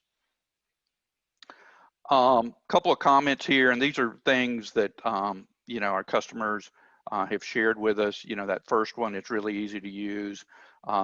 Again, we just hear time and time again, and that's we're very proud of that. We very much focus on that. The second one there, also being designed for the DSP. If there's one thing that differentiates us, we feel like we really got that interface right. And again, it's our focus, and again, I think our heritage with me being the founder, being easy to use, focus on the DSP. What it really comes down to from a provider agency is it's really easy to train and implement the software. The mobile component is an app that is downloadable from either the Google Play or the Apple Store. And then the database sits in a cloud. If you can get access to the internet and a website, you can get to it. No equipment to buy, and so really easy to implement. Our training sessions, we generally schedule those at an hour, but they just end up never taking that long. So we're very excited about that and very proud of that. These next couple of screens, I'm actually going to be activating a little video here on the right. And you'll see it'll be scrolling through, but it'll give you some sense of how the software works here. I'm showing, a log-on process. Basically, staff are able to log in. They also got a location button there, so if you didn't know where somebody lived, it's going to invoke the mapping feature on your smart device, show you how to get there. The login, again, a lot of this is behind the scenes, records date, time, GPS location. That's an EVV requirement. And then we're about to get to, yep, there's my dictation feature. We allow staff to you can type in your notes, or you can use the voice to text function to dictate in your notes, which has been just a really positive feature. Particularly for those staff that, more and more you see staff that English is not their first language. So the ability to talk to a device that's in capturing it, real plus for that. The service collection I mentioned earlier, everything here is consumer based. We're very consumer focused, so everything is unique. There's no template there. Here you're seeing, the list of services. Select one, gives you a description. Okay, you did it and you recorded it. That was it. Hopefully you didn't blink there because you would have missed it. Again, the idea being, that easy collection. Again, what has happened behind the scenes. We know when that was done, who did it. We actually know where they did it. So all that information is easily collected, again, allowing the staff to get back to, focusing on the individual, but yet, the required documentation component has been done. There's also some visual cues that help, as you were seeing, that it's highlighted as, daily, weekly, monthly, but also we do some shading, as you're seeing there. One of the tasks is actually shaded, meaning it's been completed for the day, and don't need to focus on that any further. You're seeing some of the smartphone technology where we're leveraging it, whether it be with mapping location or the voice to text feature. One of the places where a lot of people have appreciated our use of that technology is with financial transactions. So here on the right, you're seeing we're going to spend some money. So it's going to be a cash transaction, entering in the amount, what was bought, from where, things like of that nature, again, required for your documentation. So we bought some food over at, where'd we go? Chipotle, looks like. And then the purchase was made, because I don't know about you guys, but I'm always hungry. But then you can basically take a picture of that receipt. So there's that receipt, take a picture. That's now stored in the database. No need to keep up with those and all that paper that comes with that kind of administration. Again, focusing on the DSP alerts. So it'll pop up here in a minute, but this is our med function. So when it's time for staff to pass a med, the system will automatically ping out to the device that it's time for a med passing. They can go in there as the demo is showing you. All the required documentation about med passing is there. They can document they've done that and then submit that. I think it's going to pop up here in a second. There it is. That's an alert there that has come out to the phone there. Basically a message from the system. And then obviously we keep full MAR reporting that can then be shared with the county or nurses or whoever needs to see that. Probably goes without saying in these COVID-19 days where we're trying to be socially distanced and minimize contact, the ability to document an incident report in the field electronically, so you don't have to go and pick it up, is a real plus. So again, this is a feature we've had for some time now, where staff can go in, complete an incident report. Once they've put in all the documentation, their documentation, they save it. That, of course, is electronically transmitted into the office. Administrator can then look at the report, add any after action responses, and then again electronically distribute that out to county guardians or whomever. So again, it's a touchless process, as we like to say these days, and no need to go out into the field just to pick up a piece of paper and process it accordingly. How can we help your agency? Like I said, and a lot of this has come from working with our customers and the feedback they give us, whether it be, the timesheets or service documentation, the billing process, the streamline and making them more efficiently has in the long run saved them money, which again, we're happy to help with. Some of that savings, quite frankly, has come from not having to drive around. So it's a pure savings on gas and mileage that has basically paid our fees. So and that's something we keep tabs on. We want to make sure we have a very cost-effective solution. From a compliance standpoint, I think I was checking this today, since it's a new month. We're serving just over 1,000 consumers in Ohio DD system. That's a little bit less than 30 provider agencies there that use our system. And like I said, we'll work with any size agency.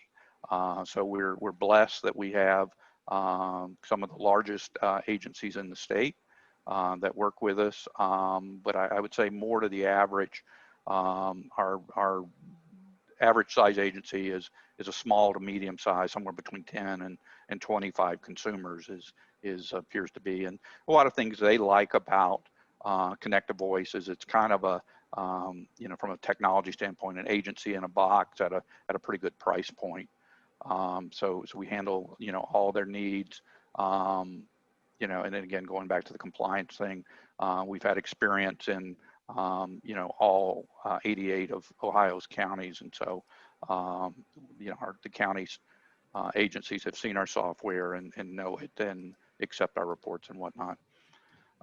Again, I'm trying to talk less about EVV, but it's just been a big part of what we've been doing the last year.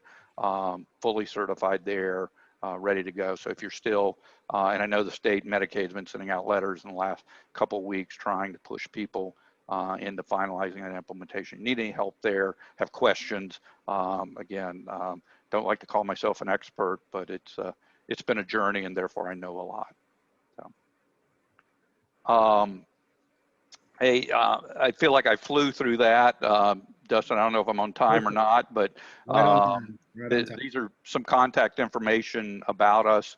You can learn a little bit more at connectavoice.com, but if you'd like to give us a call at the number on the screen, or send me an email at info@connectavoice.com. You know, again, I really appreciate the opportunity to speak to the community. And you know, if you're interested, certainly in using the system, happy to set up one of these, and we can spend a little bit more time, you know, with a demo and figuring out is it a good fit for you. But you know, I guess the last thing I'd say, again, thinking about who I've got online here with a lot of smart people, a lot of people doing creative things, is, you know, we're a small firm, you know, trying to make a difference in the DD community. And so I know there's some cool technologies. If there's things like we can learn with and possibly look at, don't be shy. I love the feedback. So thanks, Tom. Yeah. Speaking as a former, before we get to the questions, speaking as a former DSP myself, having the voice documentation feature, I'm not sure if I said it the right way, would have been an extremely powerful tool when I was a DSP. So that's why I love Connect to Voice. What questions do we have from the group? Quickly, what is it? A web? Is that like an app you can go on? The staff person that works with an individual uses it's a mobile app. Yes. Okay. Good question. There are lots and lots of questions in the chat that will take up a lot of time. So I don't know, Dustin, how many you want to go through, or if we want to try to get them in an email over to Tom, maybe, and then we can put it out later. How you want? I don't know how worried you are about them. Yeah, let's copy. I do see a lot of them. That's great. I do see one on independence, and as I was like, we'll talk to anybody. So give us a call. Yeah, Tom, if you don't mind, do you mind just kind of going through there and answering some of those questions as we move on to the next presenter? That way the questions get answered, but we can keep the content flowing, and you can stay on for a few. Okay, yeah. So you're saying, okay, respond in the chat versus shut up. Okay. Okay. Thanks, everybody. I'll get on and chat with you guys in just a minute. Hey, Tom, great. Appreciate you joining us. Thank you for having me. Yeah. Oh, wait, we've got to give a prize away real quick, too. And now back to Rachel. And Rachel may not be here. So, Michelle, we are a curveball here. Michelle, you get to pick the winner today. Well, I kind of lost track, but I am going to choose Ashley Hyde to win the prize, and she is going to win a tablet. I'm getting a bunch of text, spam text. Congratulations, Ashley. That's a great prize. All right. Well, you guys. Yes, go ahead. How do I give you guys my email address? You can go into the chat and send a message to me, I'm Dustin, or to Kara. All right, I'll do that now. All right, thank you. Yeah, Ashley, if you could go into and also send your contact information to the host, that would be great. Not going to happen. Wonderful. All right, let's keep it going. We have someone coming to us from Texas. So far, we've had presenters from all over the country, and now we've got the great country of Texas presenting to us. And it's Kristen Reet with Bridging Apps. This is an amazing tool. If you liked some of the apps that Alice was showing earlier, this is going to be an amazing solution for you. So, Kristen. Awesome. Hi, Dustin. Hi, everyone. Can you all hear me? Yes, we've got you. Okay, good. I am trying to, let me share my video for just a second. Hi, everybody. Great country of Texas. Good to see everyone. And Dustin, thank you so much for having us. What I'm going to do in just a couple of seconds is I'm going to share my screen and share a tool, a solution that we have called bridgingapps.org. And I am the co-founder of Bridging Apps. And basically it is a website that is a database of about 3,000 different apps for all different types of people. So for children, for adults, disabilities, for caregivers. And so it's a vetted and curated system of trying to find solutions for your situation. So I'm going to do a quick demo of it and hopefully can share my screen. And maybe Dustin, if you could let me know if you all can see the homepage of apps.org right there. We've got you. Thank you. Awesome. Okay, so bridgingapps.org, there's not an app to look at this website, but you could make a shortcut on your device, or it is mobile responsive. So if you only have a phone or a tablet, some kind of tablet, it works pretty well on that. And the focus of this database, and really all information that we look at, is everything having to do with mobile devices, iPhones, meaning Android smartphones, and tablets like the Android, like the Kindle Fire, iPads, iPad minis, and basically everything having to do with that. So at the top, I'm not going to go through the whole website because I'm going to focus just on the data.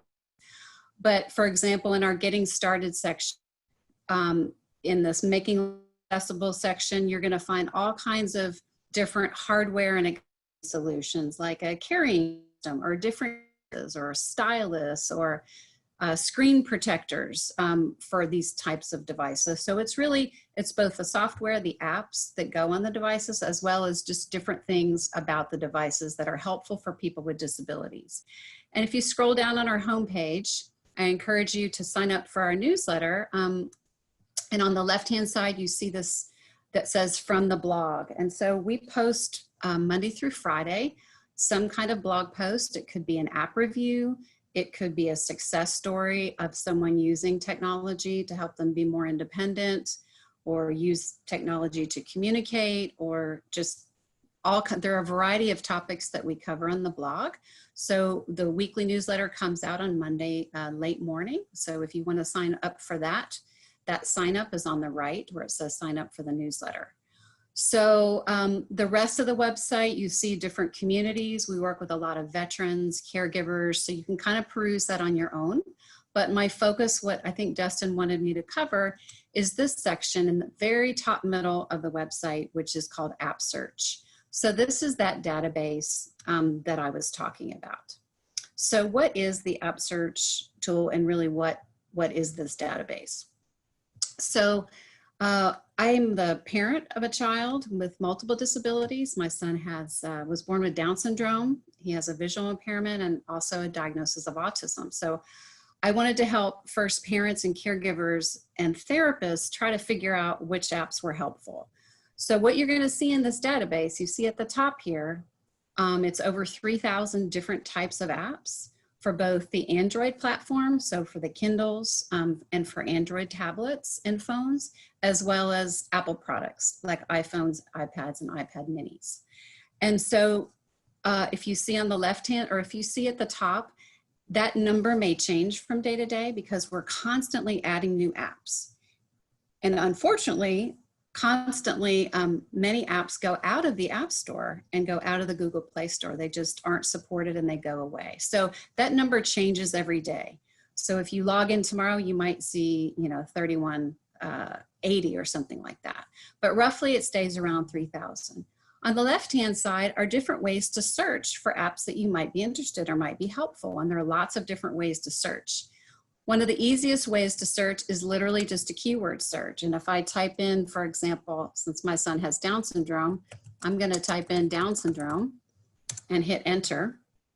And what's going to happen is I'm going to get pages and pages of different types of apps that I might be interested in. If you see at the very top, it's going to show you I have 7 pages of about 25 apps for each page. So that's still kind of a lot. It's less than 3,000, but it's still kind of a lot. So if I want to look and just kind of peruse and browse and see what these apps are about, I could click on one. So I'm going to click on this one called Bugs and Buttons. And then I'm just going to show you all of the information that we include in an app review. So probably a little bit more than 2/3 of our apps have been reviewed, and all of our apps are reviewed by professionals. So it's special ed teachers, speech therapists, psychologists, all types of different professionals who are using these technologies and using these apps in their daily work with people who have disabilities. So we try to include as much information in a review to help people figure out which apps might be helpful for them.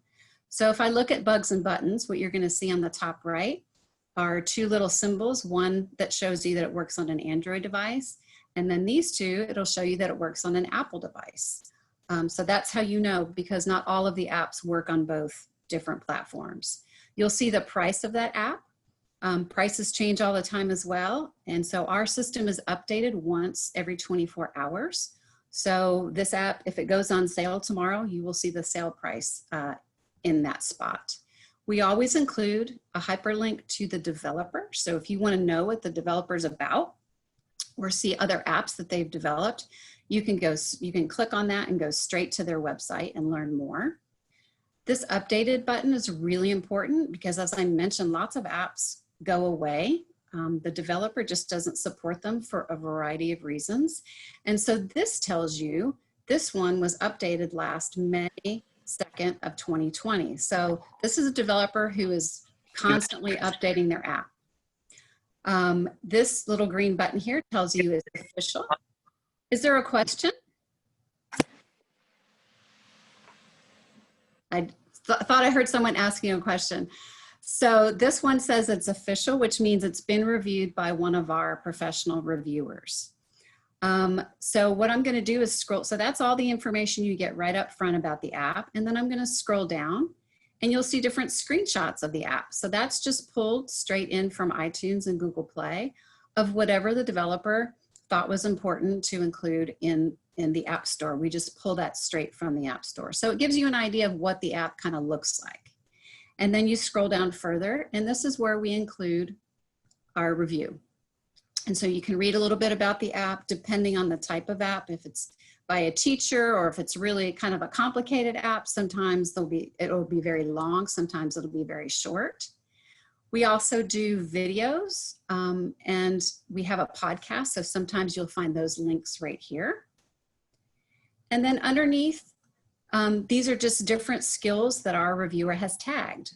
So again, if you go to the left-hand side, there are lots of different ways to search for apps. So if I just typed in gross motor skills or language arts, if I type that in the left-hand side, this particular app would come up in my results. So we just try to give a bunch of information. We put age range of what it's appropriate for. And then even though we only have professionals reviewing our apps, we crowdsource what everybody thinks about the app. So if you really love this app and you're familiar with it, you could rate it right here, just like on iTunes. You could give it 5 stars, or if you don't like it, you could click 1. We include apps that are similar to iTunes. And then the very last thing we include in a review is the description of what the developer wrote, how they designed the app. So we think it's important for you to have all the information, what we think, but also the original intention of the developer. So that is really what most of the app reviews look like. But again, on the left-hand side, even though I just typed in Down syndrome, you can search by category. So we have lots of different types of categories. Health and wellness is a big one right now, mental health, financial technology.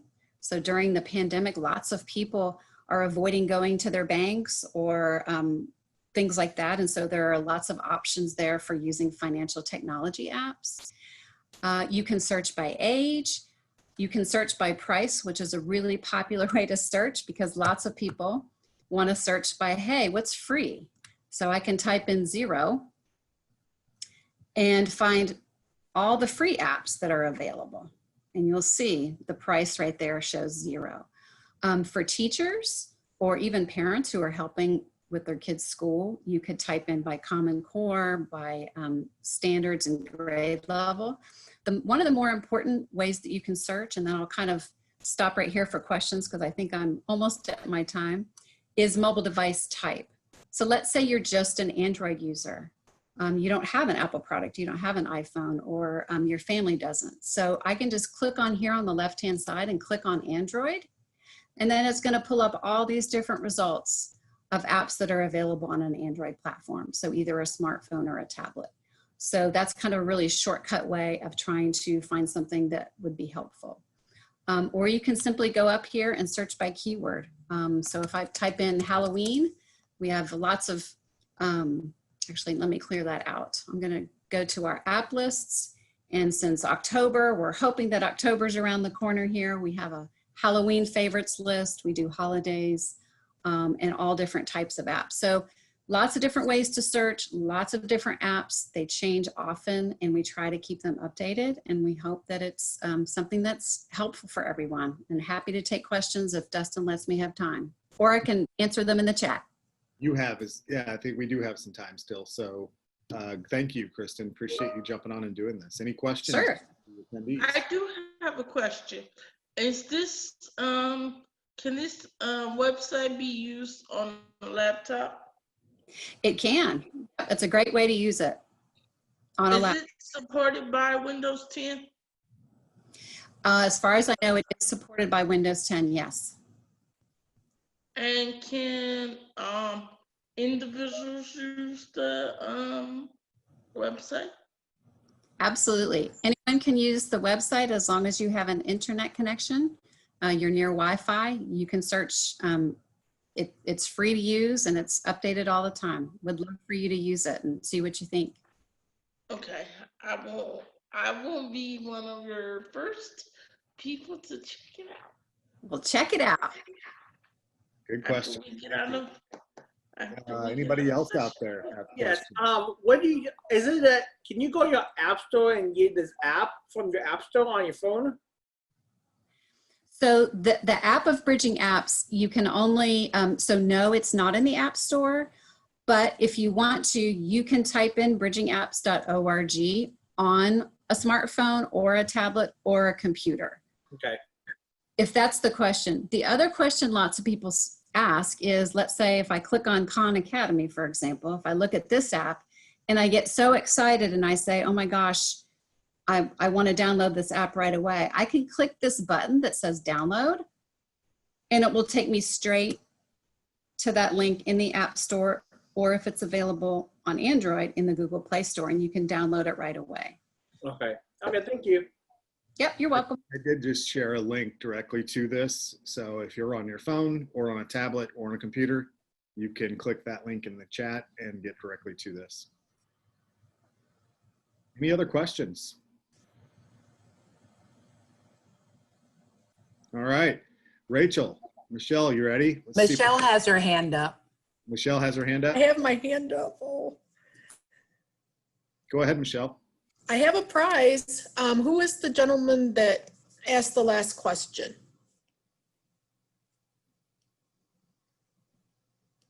Aaron Bowman. Oh, thank you. Aaron, have you won a gift yet? Yes, Yes, he I has have. already won one. Okay, all right. Well, I'm just going to choose randomly from our list of participants then. And the winner is going to be ABACON. I'm not sure who that is. Bacon. Bacon. So you've won a App Store and iTunes card, as well as a thumbs up phone holder. Awesome, thank you. Great. Hey, Dustin, Michelle Smith had a question. Okay. Do you have an app for impaired people? Was that a question for me? I'm sorry. Yeah. Can you repeat that? Do you have an app for impaired people? Yeah, there are lots of apps for people with all types of different disabilities, vision and hearing and learning and all kinds. Thank you. Great question. Any other questions for Kristen? All right. Well, thank you, Kristen. Good seeing you again. Thank you all. If you're looking for apps, go see what they've got done. All right, our next session is actually going to be me. And this is where, whenever you're doing using tech, which we talked about earlier, or hosting a conference like this, you always have to kind of be prepared for a backup situation. What happens if the tech stops working? What are we gonna do? How are we gonna make sure that our needs are met? Or if a presenter is out with her family and lives in Israel and it's 9:15 p.m. there, how do you make sure that you get a session in? So this is our backup plan. You get me again, unfortunately. So what I wanted to show you is a tool called ATvisor, which is made by a company in Israel, but as we mentioned earlier, is being brought over to the US and populated with US-based technologies, many of the things that you saw here today, as well as they are trying to build out a database of people that can help you find technology that are near you. So if you can go to this website, very similar to how Bridging Apps worked, you can just come to this website and search for specific kinds of technologies that you may think that you're looking for. And there's several different ways that you can do that on this website. The first is just a simple search. So if you click Find a Product here, it will bring up a list of product catalogs. So are you looking for some technologies to help with healthcare, or are you looking for technologies to help with eating, drinking, and kitchen tools? So you can kind of narrow down your search just by looking at specific categories. And when you get into that category, let's look into the electronics and accessories category. It's going to list out a bunch of different types of technologies that may work for you.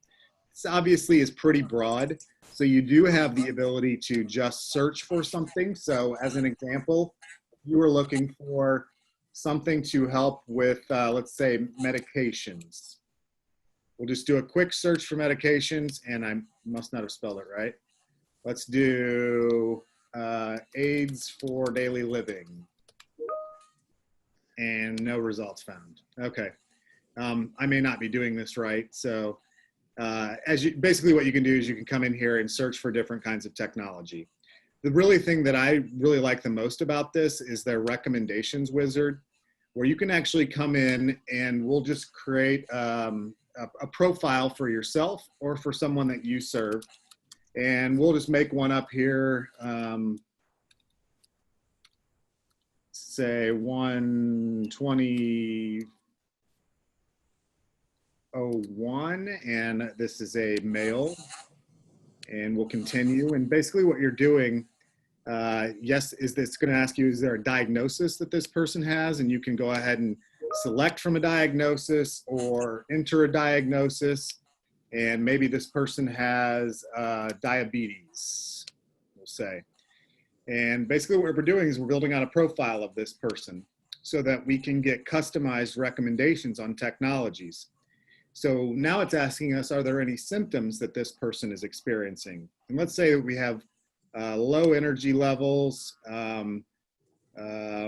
appetite is an issue, consciousness, and let's go with those. I'm not sure what we're selecting here, but we're making someone up, right?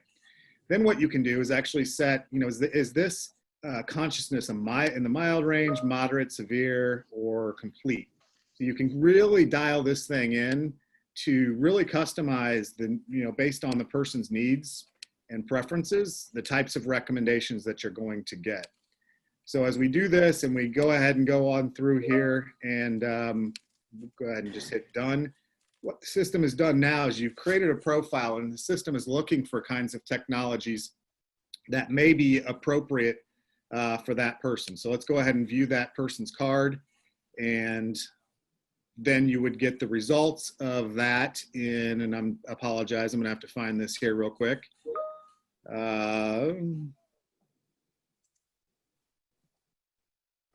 Yeah, sorry, I'm not sure where it is. But there is a way in here that you can go in and actually see the results, spitting technologies out. So I apologize. I did the best that I could to kind of give you an overview, but this is a way that ATvisor, we will have them back on at something in the future. Disability Cocoon will. So apologize for not being able to do this justice and kind of give everybody, you know, some real results here, but I think you kind of get the sense that this is another way to go out and search for technologies that and help you find things that may make your life better. So with that, I'll kind of keep this one short, especially since I'm just going to totally butcher this anyway. So we'll keep this short, and we will move on to our, I guess, prize. We do have a prize. Any, I guess, questions about this? I know I didn't do a very good job showing you, but are there any questions on the AT Visor platform? First one that came up was the cost. It is actually free. It's free to search and use and is actually available right now.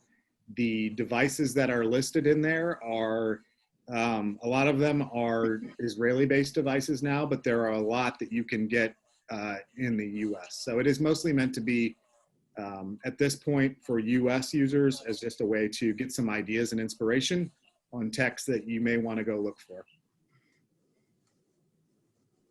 And where is it available in the US? It is available anywhere, as long as you can get on a computer and go to the atvisor.ai on a tablet or on a phone, it will also work. It's free to build a profile too, correct? What's that? Free to build a profile too, correct? Correct. Yes. To create a profile, you do have to have an account. And the way that you would do that, and the accounts are free to create. I'm actually signed in as myself right now. Let me log out here. And all you would do is just simply come to the home page here at AT Visor and click the login button, which is up here as the page reloads. But it is absolutely free to create. Right here is the sign up button.